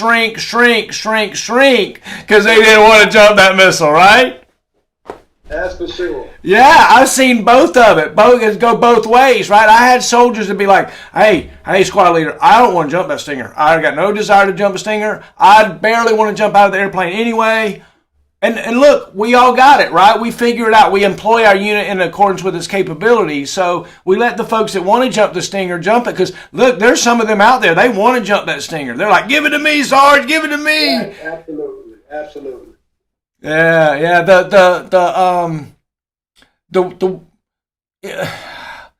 I think General Gavin says, show me a man that'll jump. I'll show you a man that'll fight. The soldiers in 3rd of the 4th Air Defense Artillery Regiment, I dare you to pick a fight with us when we're doing what we're doing, right? You will not win. We will smack down. Remember you let an infantry battalion cross the center line on our den. You let them cross the center line. Guess what? They got a fight on their hands, buddy. You better believe that. Oh my gosh! 900 against 300. Oh, that 300 was going to show who they were. So I remember Flag and a couple of the other guys that used to talk about having riding the line, right? If you were running down Ardennes back in them days, if you cross that yellow line, you were going to get a shoulder from the other guy. Oh, for sure. And the other thing, if you were on the other line and you were like going off or whatever, they would knock you into your own formation, and it was almost like battle. And right. And you were right. Flag was one of the enforcers. Oh, so somebody to cross the center line. Yeah. So you know exactly what I'm talking about. Flag was he wanted it. He wanted a fight, buddy. I tell you, he made the runs just to make sure that the other units stayed where they're supposed to stay on the other side of that line. That's for sure. There was a group of NCOs and so folks. You know, we had our cadence callers, and you had folks that didn't call cadence. Right, you know, right. but boy, we always, if it was a battalion or brigade run or something, we were bringing in a group 7 home. You know, coming home, come into the quad there by replacement. Man, I never forget old Sergeant Major Bradley doing a little hard work coming around the corner, you know, leading that, man. Oh, my gosh, right? He was rocking with some hard work. Oh, yeah. Oh, yeah. I mean, I would love to just teleport ourselves back there one weekend and just let's go through the motions again. Get out there and try to run PT and try to have a push ball game. Oh, my goodness. Wouldn't that be funny? What a glorious time for us, man. Oh yeah. Oh yeah. Oh yeah. So tell me about jumping out of airplanes. Did you like jumping? I loved it. I absolutely loved it. Now, didn't always have the greatest experiences because I'm a pretty big guy. Sometimes if I had a door position, sometimes if I was the last guy on the stick, I would still be the first one to the ground. You know, I remember several times Martinez and Lear would be on the ground ahead of me, and they'd look up and they'd say, "It's gonna hurt." We were in Yuma. We tested C-17. Right. And the only tree on the drop zone at Yuma Proving Ground, I ended up landing in top of it and fell to the ground. And Bretsky and another little soldier, they come running over to me, trying to help me up, and I got a case of the ass big time. Like, how in the hell did I find the only tree on this 300-acre drop zone? Oh, and wow. Bretsky reached down to pick me up. I said, "Bretsky, if you put your hands on me, I'm going to knock the hell out of you right now." No way. This is my time. Oh, my This gosh. is my personal time, and I'm going to suffer through it by myself. Oh my gosh! So that reminds yesterday there was a football player that missed the ball or something, and he was hiding his head in shame, and the guy's like, "Get up, man!" He's like, "Leave me alone." You can tell he's like, "Leave me alone, man." That's exactly how I was feeling. That's for sure. But it's nothing that I enjoy more than feeling the wind rushing in that aircraft after they open the doors and looking out into the dark night at 2:00 in the morning. Now, remind you, the thing about it was we were doing that as a unit, as a team of paratroopers, and that is what just was so overwhelming for me. I'm saying, man, I love being a part of this. It's you just don't experience that any place else in the world. And then with us being the only airborne air defense battalion in the free world, just made it even more remarkable. It was neat to say that when I was there, right? I'm the only part of the air defense. But looking back on it, dude, that ain't no joke. That's a big deal. That's a big deal. Yeah. It was for real. I mean, there was no other active army in the world that had an airborne air defense battalion. And we had the most equipment, the most technology. How many times did we try to get SHTU link up? How many times did we try to get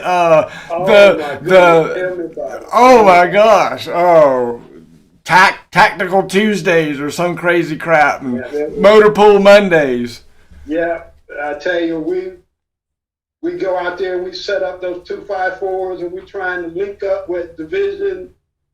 On those COMEX days, and it was just remarkable, that the comms guys, made something like that work. Oh yeah. And we had to do it because, once we got on the ground somewhere, we had to put all that stuff in operation. Oh yeah. That was a big deal. Look, if at my level as an Avenger guy or a Stinger guy or a Vulcan guy, but this was after a Vulcan. But if you were able to get SHTU link up and get a real live air picture, man, that was a big deal. That was cool. That was cool.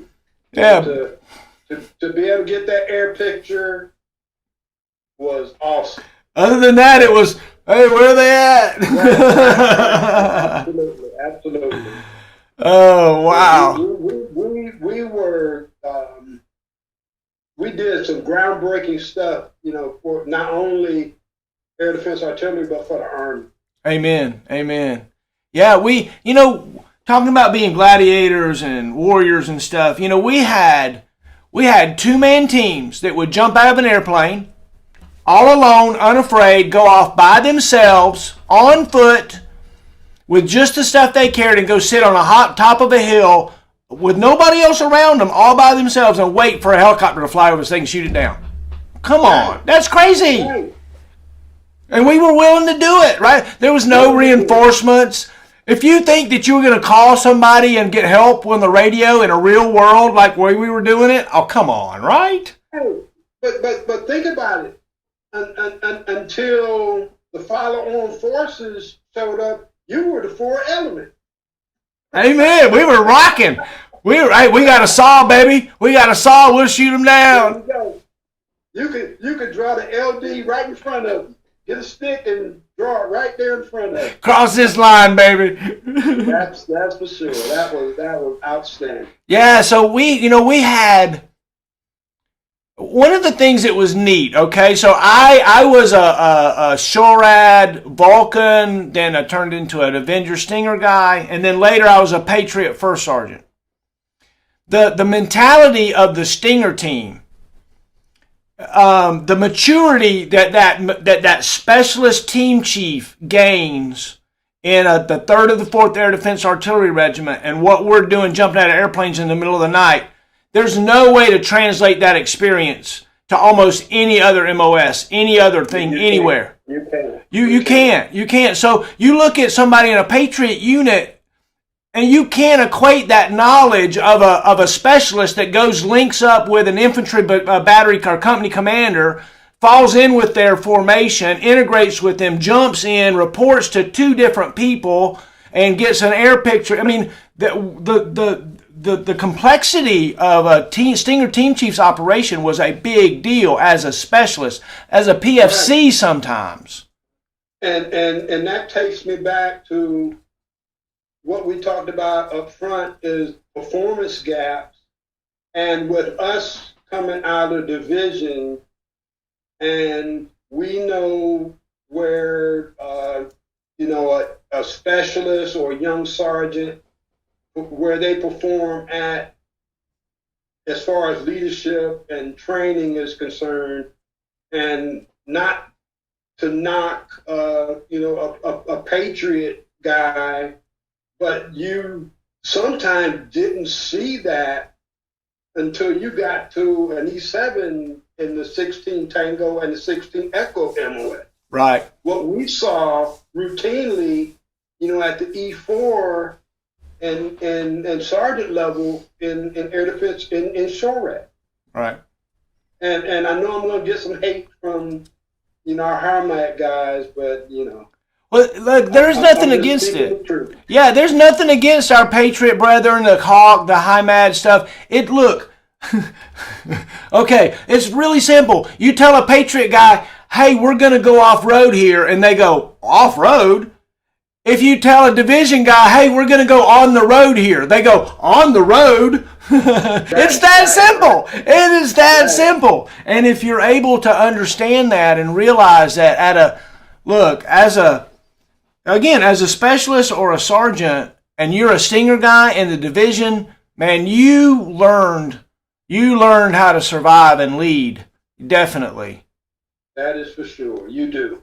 Yeah, and it is. You learn it very early in your development path, you early in your career, that how important that leadership is, and that training is, in preparing you for the mission and preparing you for survival.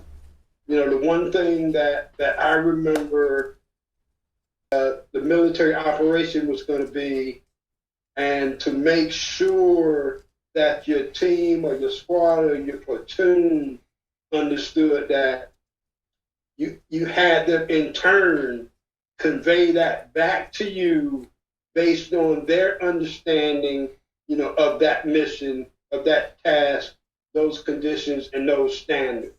And those little doggone SORAD guys, they were on point every damn time. They could recite that operations order better than the G3.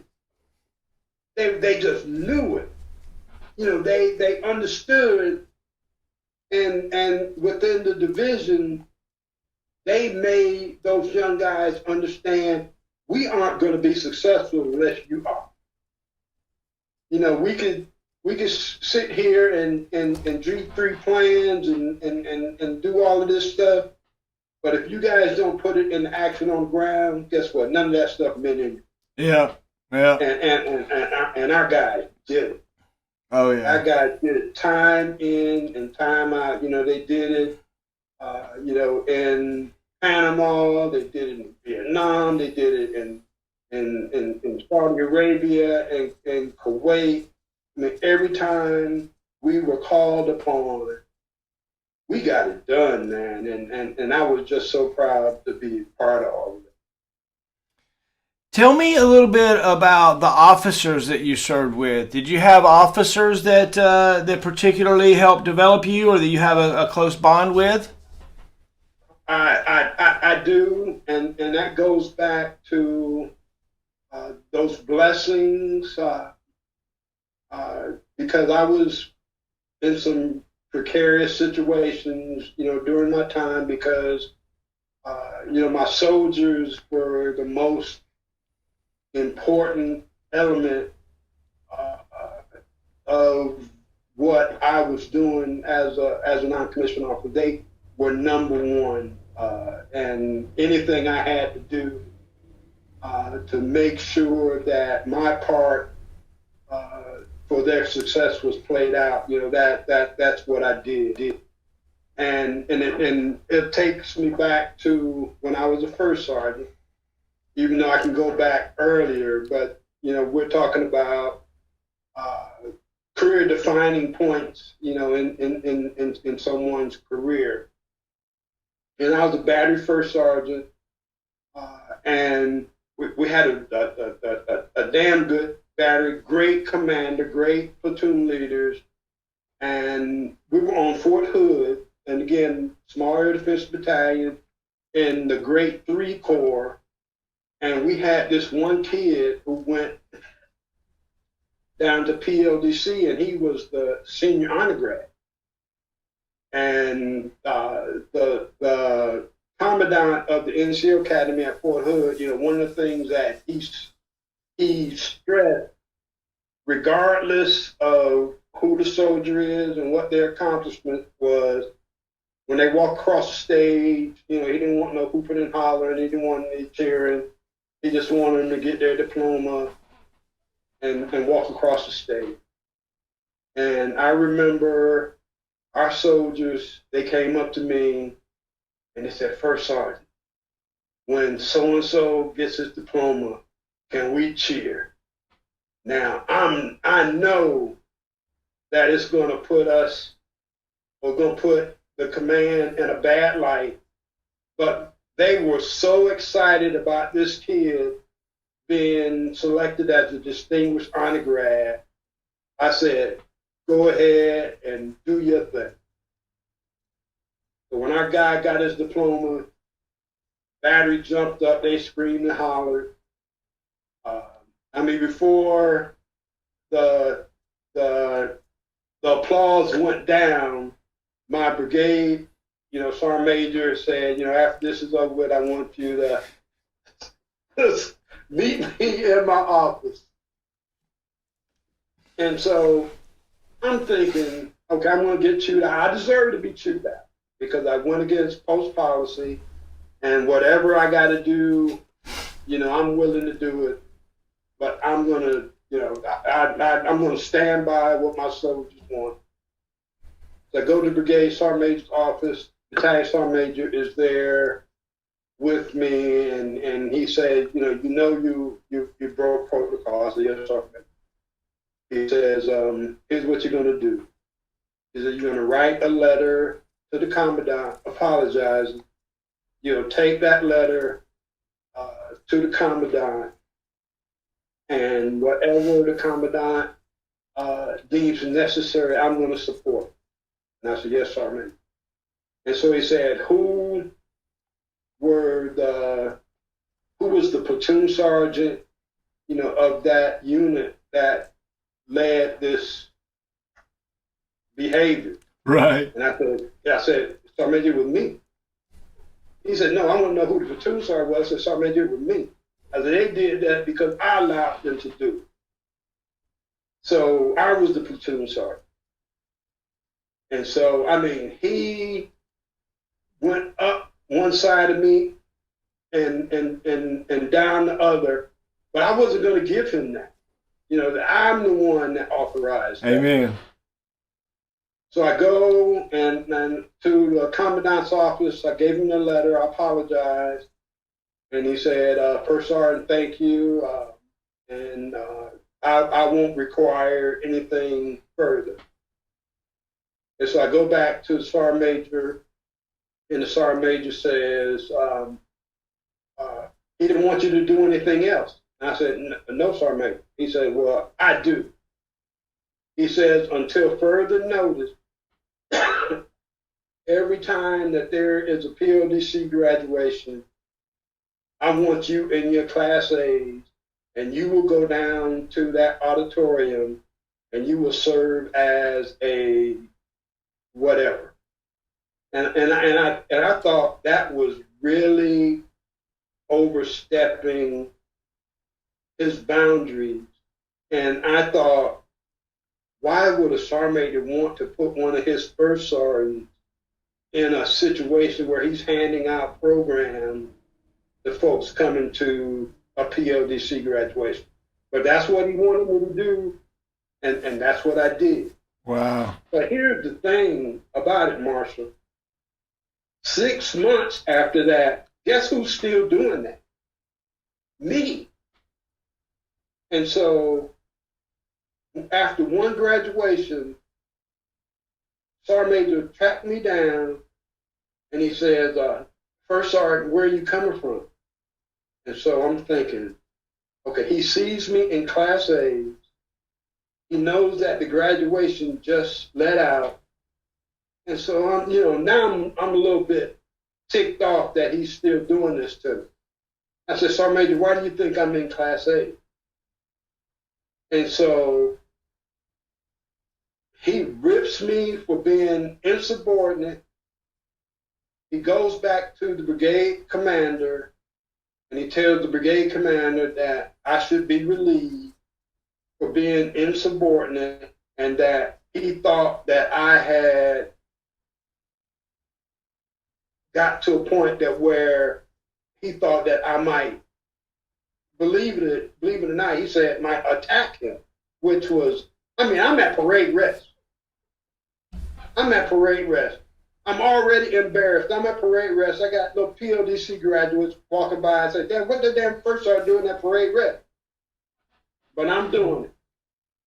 And so he goes back and he tells the brigade commander, this is not only what he recommends, but he says, and now recently I had just came out on the Sergeant's Major Academy list, and he says, I want him relieved and I want him taken off the Sergeant's Major Academy list.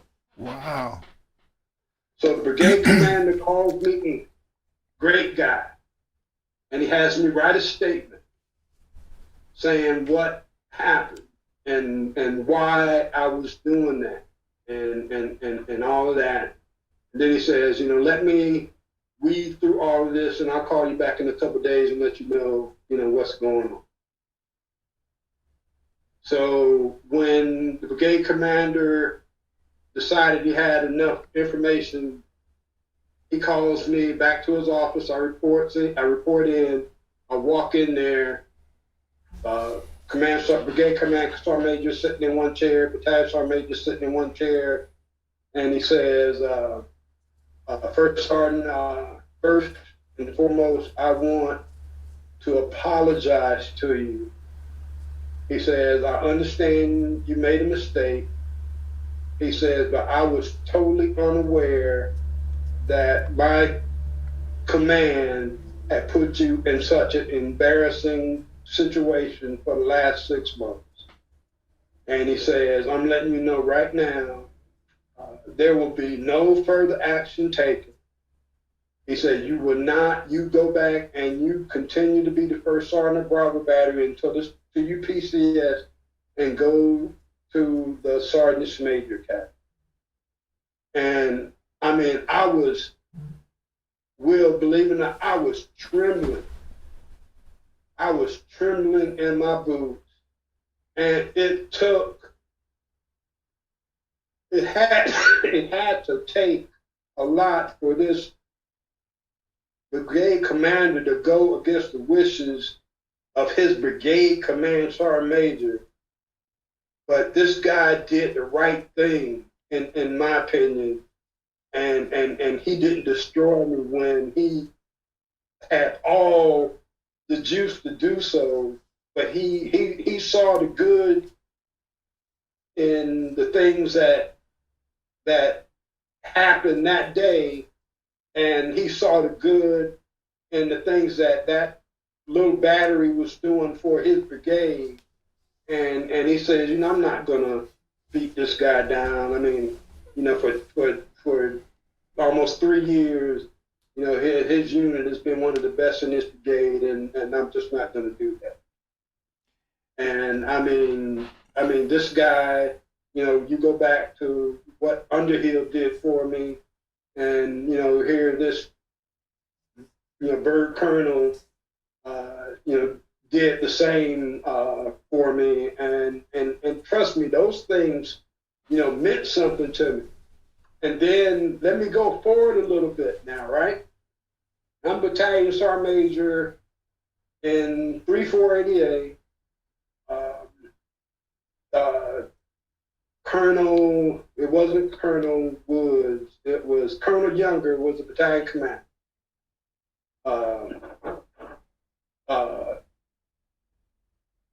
Major Williams and Major Cox were XO and S3. Now, this was back in the time when our battalion was in a deep hum. I mean, everything we were doing was just on maximum hum. We were doing everything great. We were the toast of the division. Everything was looking good. And I look at myself, I've never been a non-commissioned officer that did a lot of iMessages about, I did this and I did that. It's always the team, it's always the battery, it's always the battalion. It's never about me. It's always about the soldiers. But for some reason, I will tell you there was 2 majors in Colonel Younger's office when I was son. And so when I walked in Colonel Younger's office and reported, I said, man, what kind of inquisition is this? Now I will call Colonel Williams' name because Colonel Williams and I are partners right now, but he was one of the 2 majors. And so what it come to be was those 2 majors thought that maybe I had too much to do with the success that the battalion was was enjoying, and they didn't really care for the fact that after everything was said and done, the last two guys in the office was me and Colonel Young, and they thought it should have been them. And so Colonel Younger, when he brought me in, and I looked to my left, and I see Colonel Williams, I look to my left, I see Colonel Cott, and I'm saying, oh, this ain't good. Colonel Younger, he stood up and he said, let me tell you guys something. That you guys are the best, you're the best operation officer, you're the best XO probably in this division. So I could not do what I do without you. He said, but I'm going to tell both of you something, and this is for your future edification. He said, when everything is said and done, I'm going to take what you say, I'm going to take what you say. He said, but I'm going to bounce it off for my command sergeant major.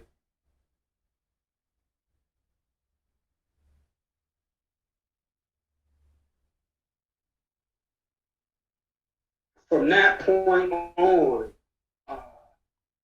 I took from that and I helped develop non-commissioned officers, leaders, and then when I had the opportunity to have some type of dialogue with commissioned officers, I let them know. I said, if the commander doesn't support his NCO leadership, if he doesn't put his full support behind his command sergeant major, that organization probably will not succeed as well as they could. And I will always be grateful to Colonel Younger, for seeing that and doing that. I mean, for him to do that in front of two high-speed, low-drag majors the way he did, I mean, that took a lot of guts for that to take place. But I think he saw that the 80% of the battalion's success, our battalion's success, fell on the soldiers of the NCOs and the enlisted guys of that battalion, and he was not going to take that from us. And that just solidified that with me. And and I will tell anyone, anytime, any place, that our authority, our ability to do our job comes from what support that we get from that command. Amen. Amen to that. That's for sure. That's for sure. What was it like, stepping away from being a battalion command sergeant major and moving up? Did you go straight to 108th? I did. I left 3-4 in January of '96 and went straight to Fort Polk to 108th Brigade, and Colonel Russ DeWitt was the brigade commander.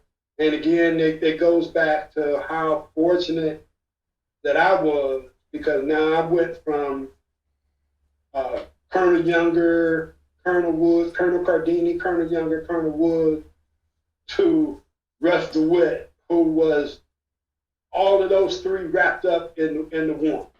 I mean, he was just a soldier's commander, and I had it so good because Colonel Oman was the brigade executive officer, and Colonel Williams was now the commander of 243. So how good did I have? Amen, right? How good did I have it? And so with their support, and we had a SHORAD battalion, and then we had the HIMAT battalion, but with the support of of the commander, the XO, and then the relationship that I had developed with Colonel Williams, I mean, we were tracking. We were absolutely tracking, and so The next 2.5 years were absolutely special for me. We left Polk, we went to Bliss, and then an added blessing for me was after Colonel DeWitt changed out, Colonel Larimore, who became the brigade commander. Colonel Larimore was my platoon leader back in 1978 in Korea. And he and I, when I was a first sergeant and he was battalion commander at Fort Stewart, we would talk on the phone all the time. And I said, wouldn't it be great if one day, you're a battalion commander and I'm your battalion sergeant major? And so that didn't happen, but it did happen, at brigade level. Oh, that's great. He and I got a chance to be command team at 108th Brigade. And what really made me feel good is not only with the non-commissioned officers, the first sergeants, the sergeants, battalion sergeants major, but with the officers. They said, man, we cannot believe how well this command team is working. They said, we cannot believe how good you and Colonel Larimore communicate and work through the issues within the brigade. I mean, we worked hard, but the command saw how well a relationship could be when the brigade commander and the brigade command sergeant major are on the same page. Amen. And so I was honored and really felt good by from the feedback that we received from not only the soldiers but the officers of the brigade as well. Right. What's it like to go from, like, at one point you were the post command sergeant major for Fort Bliss, Texas. At one point you're the air defense command sergeant major. At one point you're the space and missile defense command sergeant major. What's it like to go from being a chaparral squad leader to being a leader of thousands of soldiers? What's that like? Leadership is leadership. Whether you're a team chief, the accountability, the training, the guidance, the coaching, the mentoring is the same. It's just to a larger group. But, I mean, there is no special sauce that you put on leadership because you went from here to there. It's the same. You just have a larger, group to influence. And if you do it the right way, if they know you're in it for them, that's the key. They have to know that you are there for them. A lot of leaders make the mistake and they think the organization is there for them. But bullshit, you're there for the organization. Bottom line, you are there for those soldiers. And when they know that about you, when they trust that, when they know that this guy has our best interest at heart, then they're going to do the maximum best every day because they feel that you are doing your best for them. And I remember when Colonel Larimore and I were fishing up at Caballo Lake one 3-day weekend, and General Costello had opened it up, and he says, I'm going to interview these 6 or 7 guys to replace Sergeant Major Jeffrey Jordan as the regimental or the Sergeant Major of the branch. And so Colonel Larimore, received a phone call, and he says, someone said, I understand you have, Sergeant Major Adams are out there fishing. And he said, yeah. And he said, but he's got to come back tomorrow, and he's got to go interview with with General Costello, for, being looked at to, become his CSM.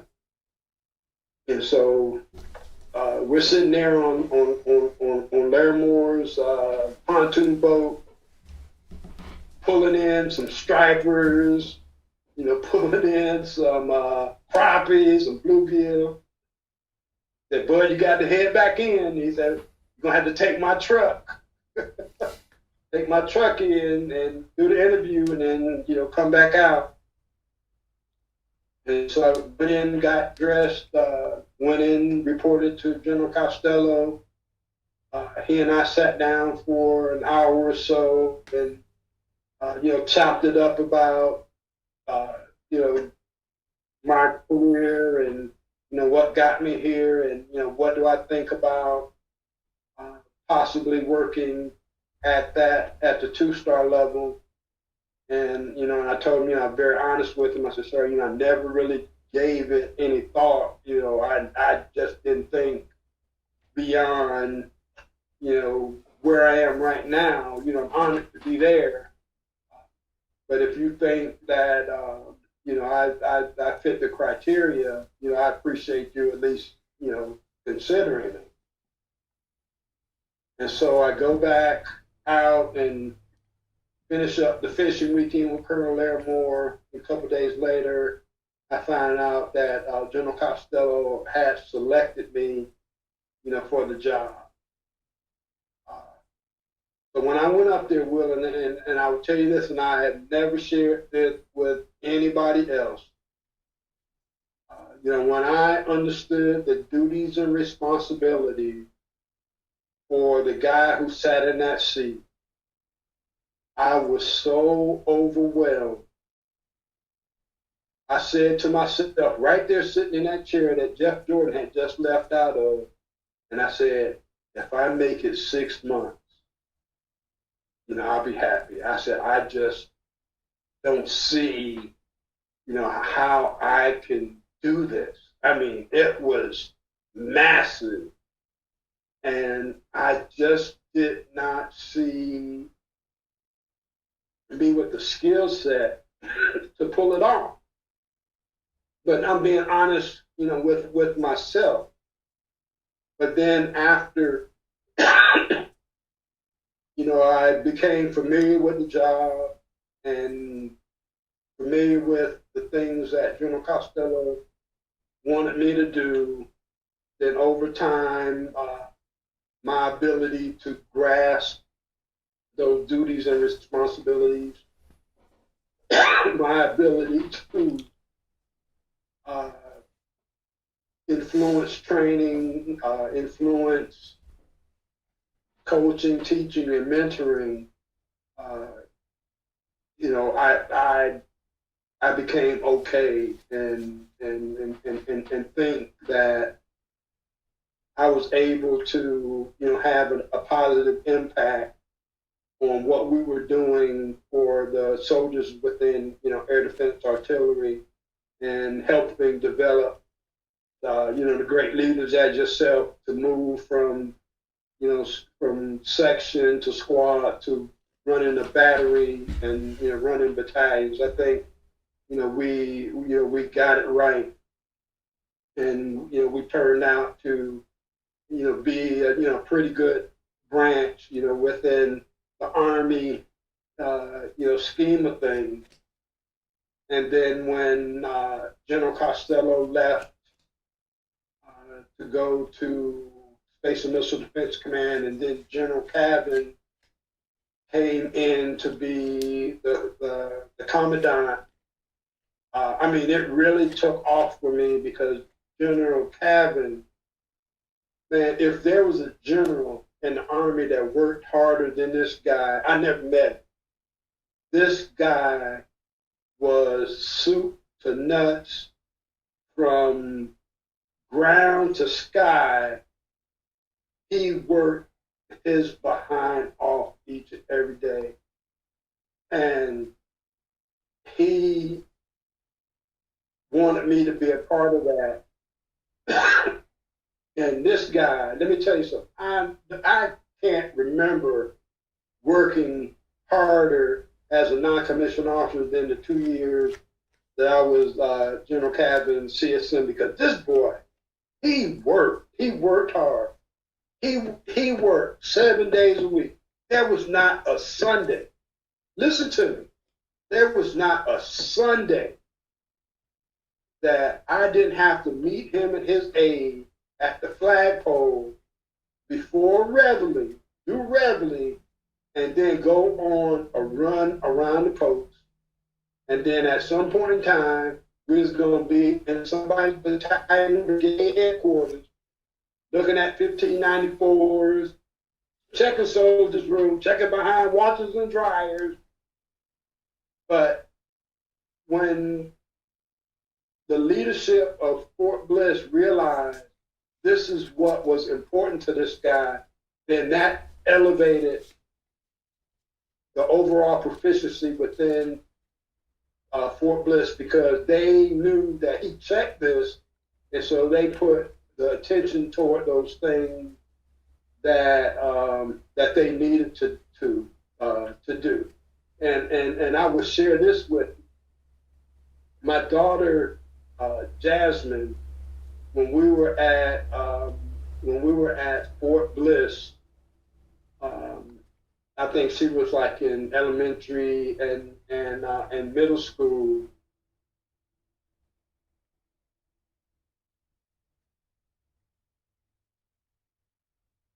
Taking in everything that was going on, on Fort Bliss.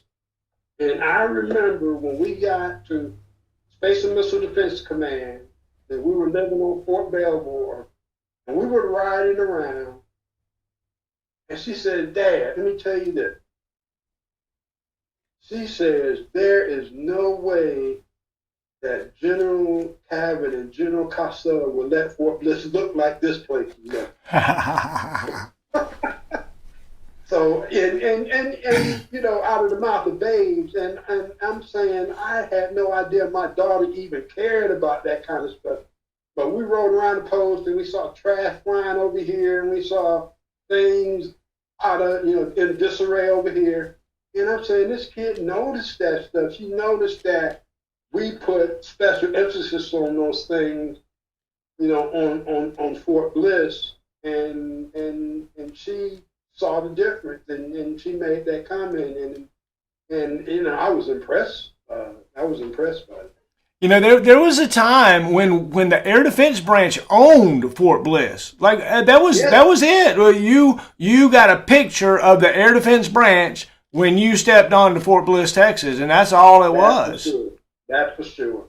And we were proud. Look, we were proud. And don't be talking bad about Fort Bliss. To this day, don't talk bad about Fort Bliss to me or El Paso. I'll get on you. I'll be like, hold on just a second. That is for sure. That is for sure. That will always be the home to air defense for a lot of. Oh yeah. Logan Heights and I mean the Weft method and just all kinds of stuff. The Stinger statue. I know that stuff's moved now, and Fort Bliss is a totally different kind of animal than it used to be, and I'm cool with that. It all goes. Look, they tore down Charlie 9349. Oh, I can't. I know. That's really sad. That's where I feel like I grew up and spent, 13 years of my life was around that barracks there at Fort Bragg. Yeah, that's for sure.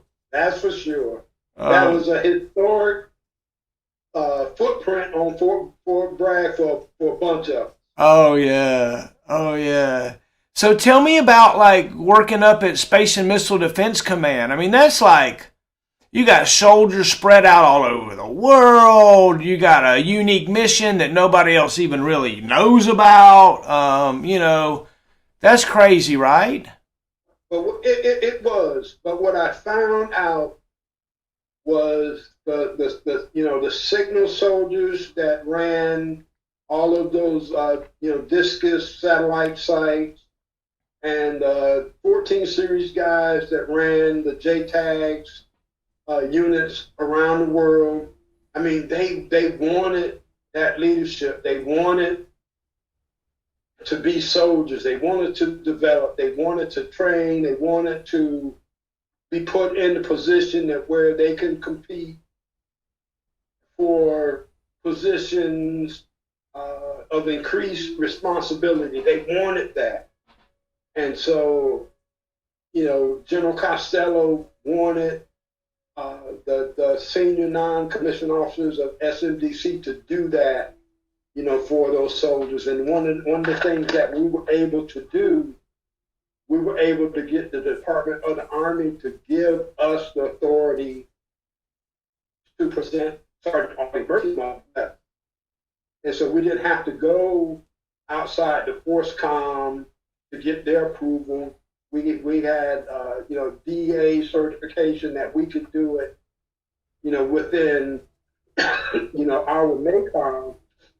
And that in and of itself boosted the morale, of the soldiers, of the non-commissioned officers at SMDC, because otherwise they would never, ever have gotten an opportunity to compete for Sergeant Audie Murphy, because they weren't in a command that would give them the opportunity to, to be tested and to train, for that, coveted award. And so when we were able to do that for them, that that really brought the morale, to its highest point.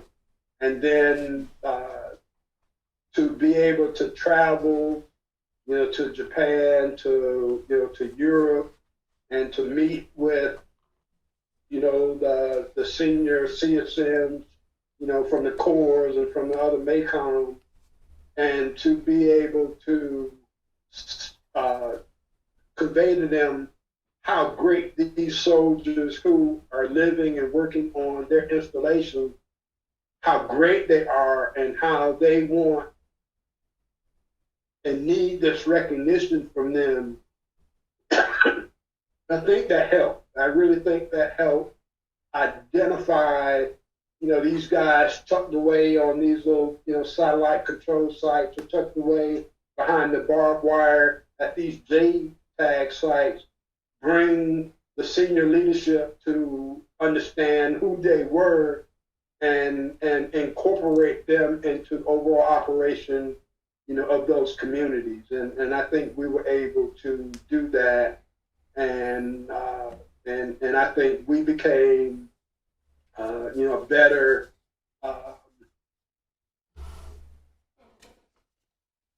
better support system, to the overall United States Army by, making sure that the organizations that these guys are serving under knew that they were there and knew the quality of soldiers they had within their separate organization. You talked earlier about Sergeant McKinney, future Command Sergeant Major McKinney, how he mentored you and took care of you, and how he reached out when maybe he didn't even have to. And I bet you he's proud of you these days. I bet you that you're one of somebody that he would say, yeah, look at this guy, that I helped. Is there anybody like that in your life that you're particularly proud of, that that you kind of went out of your way to help at a time or two? You helped me for sure. You helped me make two great big decisions in my life and military career. But is there other folks that maybe you look at and remember a time and are particularly proud of them now? The one thing that I am extremely proud of is that soldiers look to me for that support. They look to me for that additional guidance. And I remember Sergeant Laverty, Donna Laverty, was my EA at Fort Bliss. And she says, Sergeant Major, your calendar is full every evening because these first sergeants and these command sergeant majors want to come up here and they want to talk to you about stuff. And I didn't mind. Now, I will tell you, my family suffered from that because, I'm showing up at home 8 o'clock, 9 o'clock at night, and those hours that I would have been with my children, I'm with my soldiers. And I have been apologetic with my kids from that time, but I shared with them. I said, in order for me to do the things that I need to do, in whatever position that I was in, I said I had to be with those soldiers. I had to be there. And I don't have any regrets. The only regret that I have is that it took away, from that quality time, with my kids. But then when I look, at my oldest son right now, Jarvis, who is a high school principal in Atlanta, and his girls' basketball team, the last year's girls' basketball team, won the national high school championship for girls' high school athletics. And so I said, Jarvis, I guess you didn't do too bad. He said, and he tells me, and he said, Dad, he says, one thing that, I will tell you, he says, you used to tell us all the time, we couldn't stay out past 11:30. 11:30 was the bewitching hour, and we had to have our butts in. It didn't matter if we were freshmen, sophomore, juniors, or seniors. We were going to be in the house at 11:30. And he said, it bothered me for a long time because, my other classmates, they didn't have those restrictions. And so he said, the one thing that I wanted to do when I went off to college, he said, I was going to stay out past 11:30 to spite you. He said, but bottom line, he said, Dad, you were right. There was nothing good going on out in the streets after 11:30. And I remember when, when he was still a teacher, before he became the principal, he was coaching the football team. And he asked me to come down and observe one of his practices. And so I was sitting in the bleachers, and he stopped practice, and he called me down, and he talked to those kids on his football team like I used to talk to him.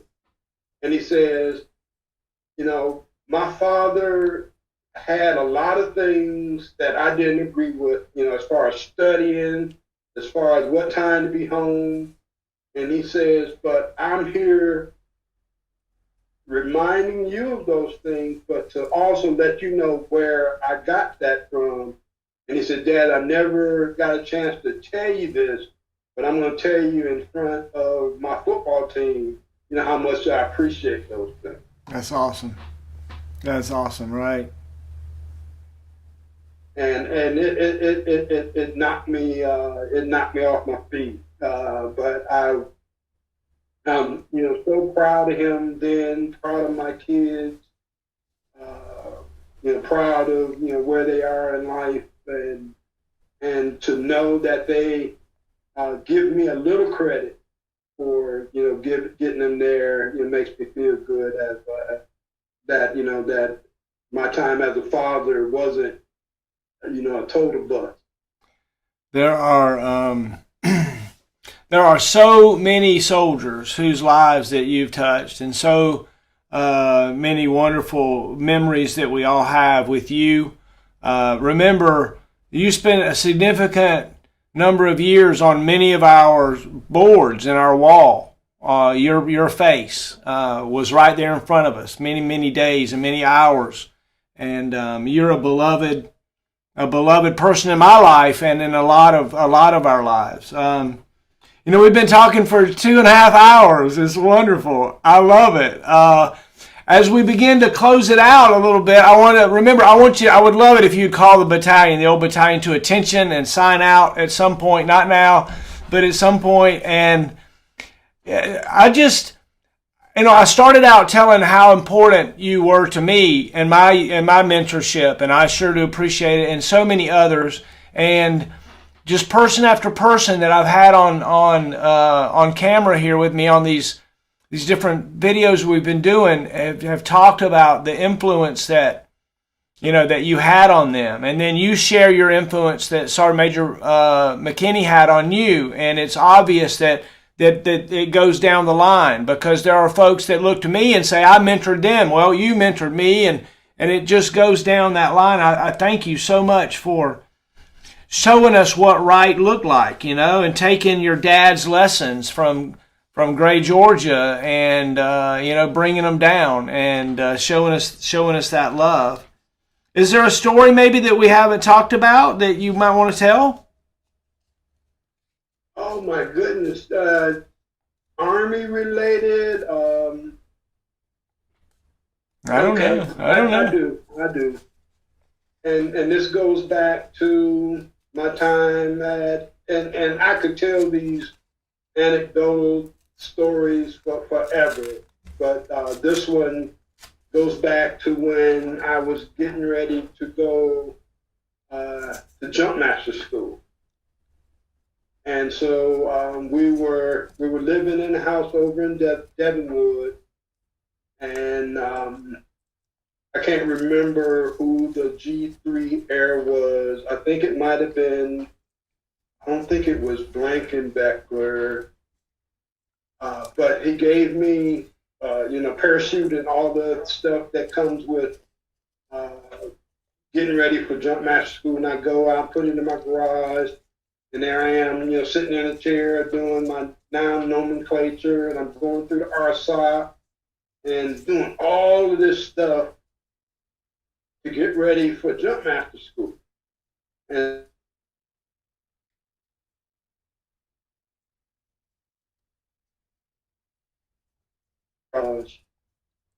and she's sitting there and she's looking at what's going on, and I'm picking up this and I'm reciting in my head what it is. And so at some point in time she grabs the book, and so she says, well, Dad, pick up this. And so there might have been the harness single point release. And she says, what is this? And it might have been not the Cape Wells, but the, oh my goodness, that'd be a no-go at this station. Canopy Release Assembly? Yeah, Canopy Release Assembly. So this girl, she got into this big time. And so she helps me with this. I mean, my boys, they come in and they run and they didn't want to have nothing to do with it. But here my daughter is, she's into it. And so when I go out for my test, and she said, Dad, good luck today. I know you're going to do it. And so I go out and I fail JMPI. Round turn 2 half hitches, I missed. So I come home, she's standing in the door, waiting for me to say, I got it. So I walk in the door. I said, Jasmine, I didn't make it. She says, Dad, she said, that's okay. She said, do you have to go back? I said, yeah, I got to go back. She says, and you'll get it. You'll get it this time. And so my little 4 or 5-year-old, she goes down to the kitchen, and I hear her telling her mom. She says, Mom, I spent a whole month in the garage helping Dad train to be a jump master. And he goes out there and he didn't make it. Oh my goodness, if that didn't bring some joy to my heart. Disappointed. Oh my goodness, that was just so That was so nice, and for when I did go back out and get a gold, I think she was more happy about it than I. And then fast forward, she's 16 years old now, right?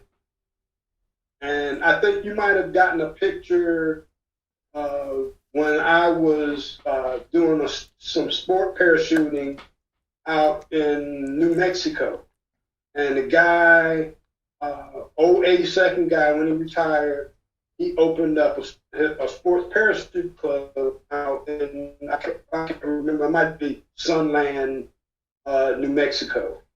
And so I used to go out and took the training and jumped, and I used to take my EA and my driver out there, some weekends and jump. And so for my daughter's 16th birthday, I took her out for the training, and then actually after she received the training for her 16th birthday present, she did 2 static line jumps out of a Cessna. Oh, that's great! Yay! That's awesome.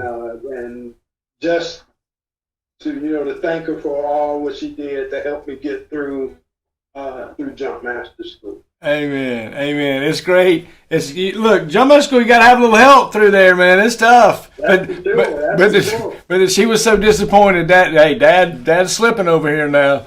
Yeah, he's slipping. So, hey, I got to ask this question, right? I just got to ask this question. It's come up by popular demand. Where did the nickname the Bear come from? Is that something that you embrace? Do you like? Where did that come from?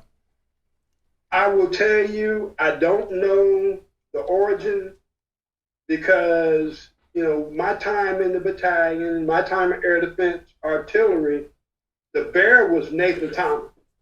I remember that, yeah. And then Sean Lear, I think, started, he says, soldiers hate to come up to battalion because they know they're going to get that bite and swipe from you. So I think that's attributed to, me being,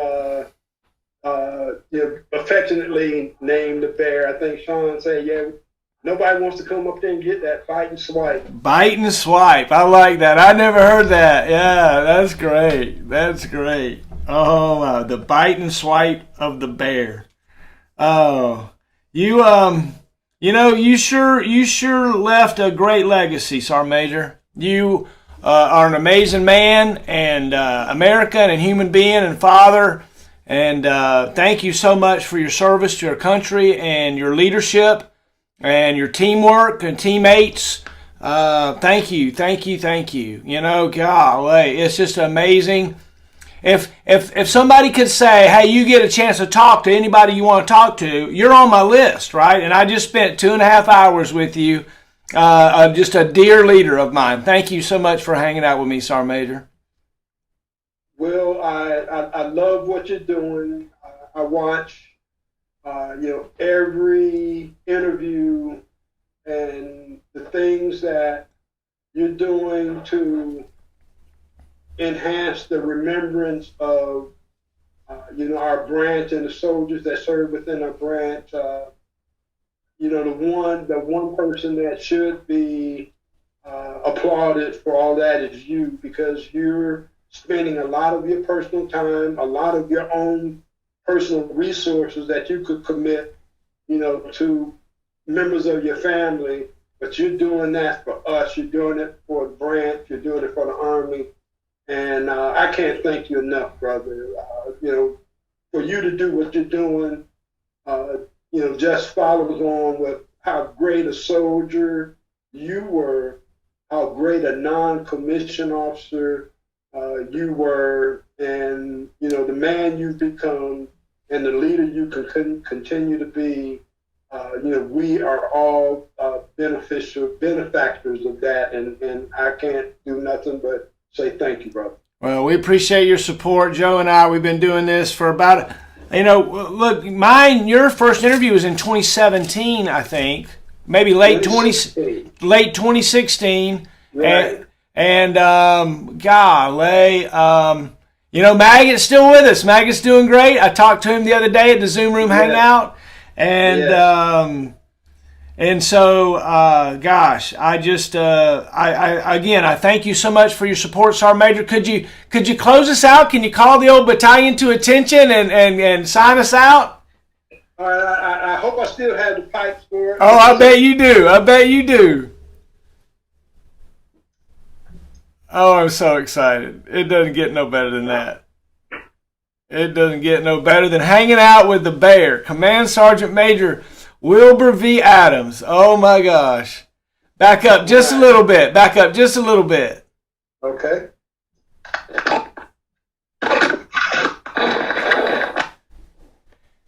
There we go. We got it. We got it. Battalion, upward, whoo! In charge of your organization. Oh, my God. 87 out. Oh, my gosh. Yay! Oh, my gosh. Oh, my gosh. Sergeant Major, that is just absolutely nuts. Crazy. So cool that we have been able to connect and hang out and be together at this time. I have enjoyed it so much. I have enjoyed it so much. Thank you so much, Sergeant Major, for hanging out. I love it. I love you. Blessings to you. Brother, love you, man, and thank you, and continue doing what you're doing. Thank you.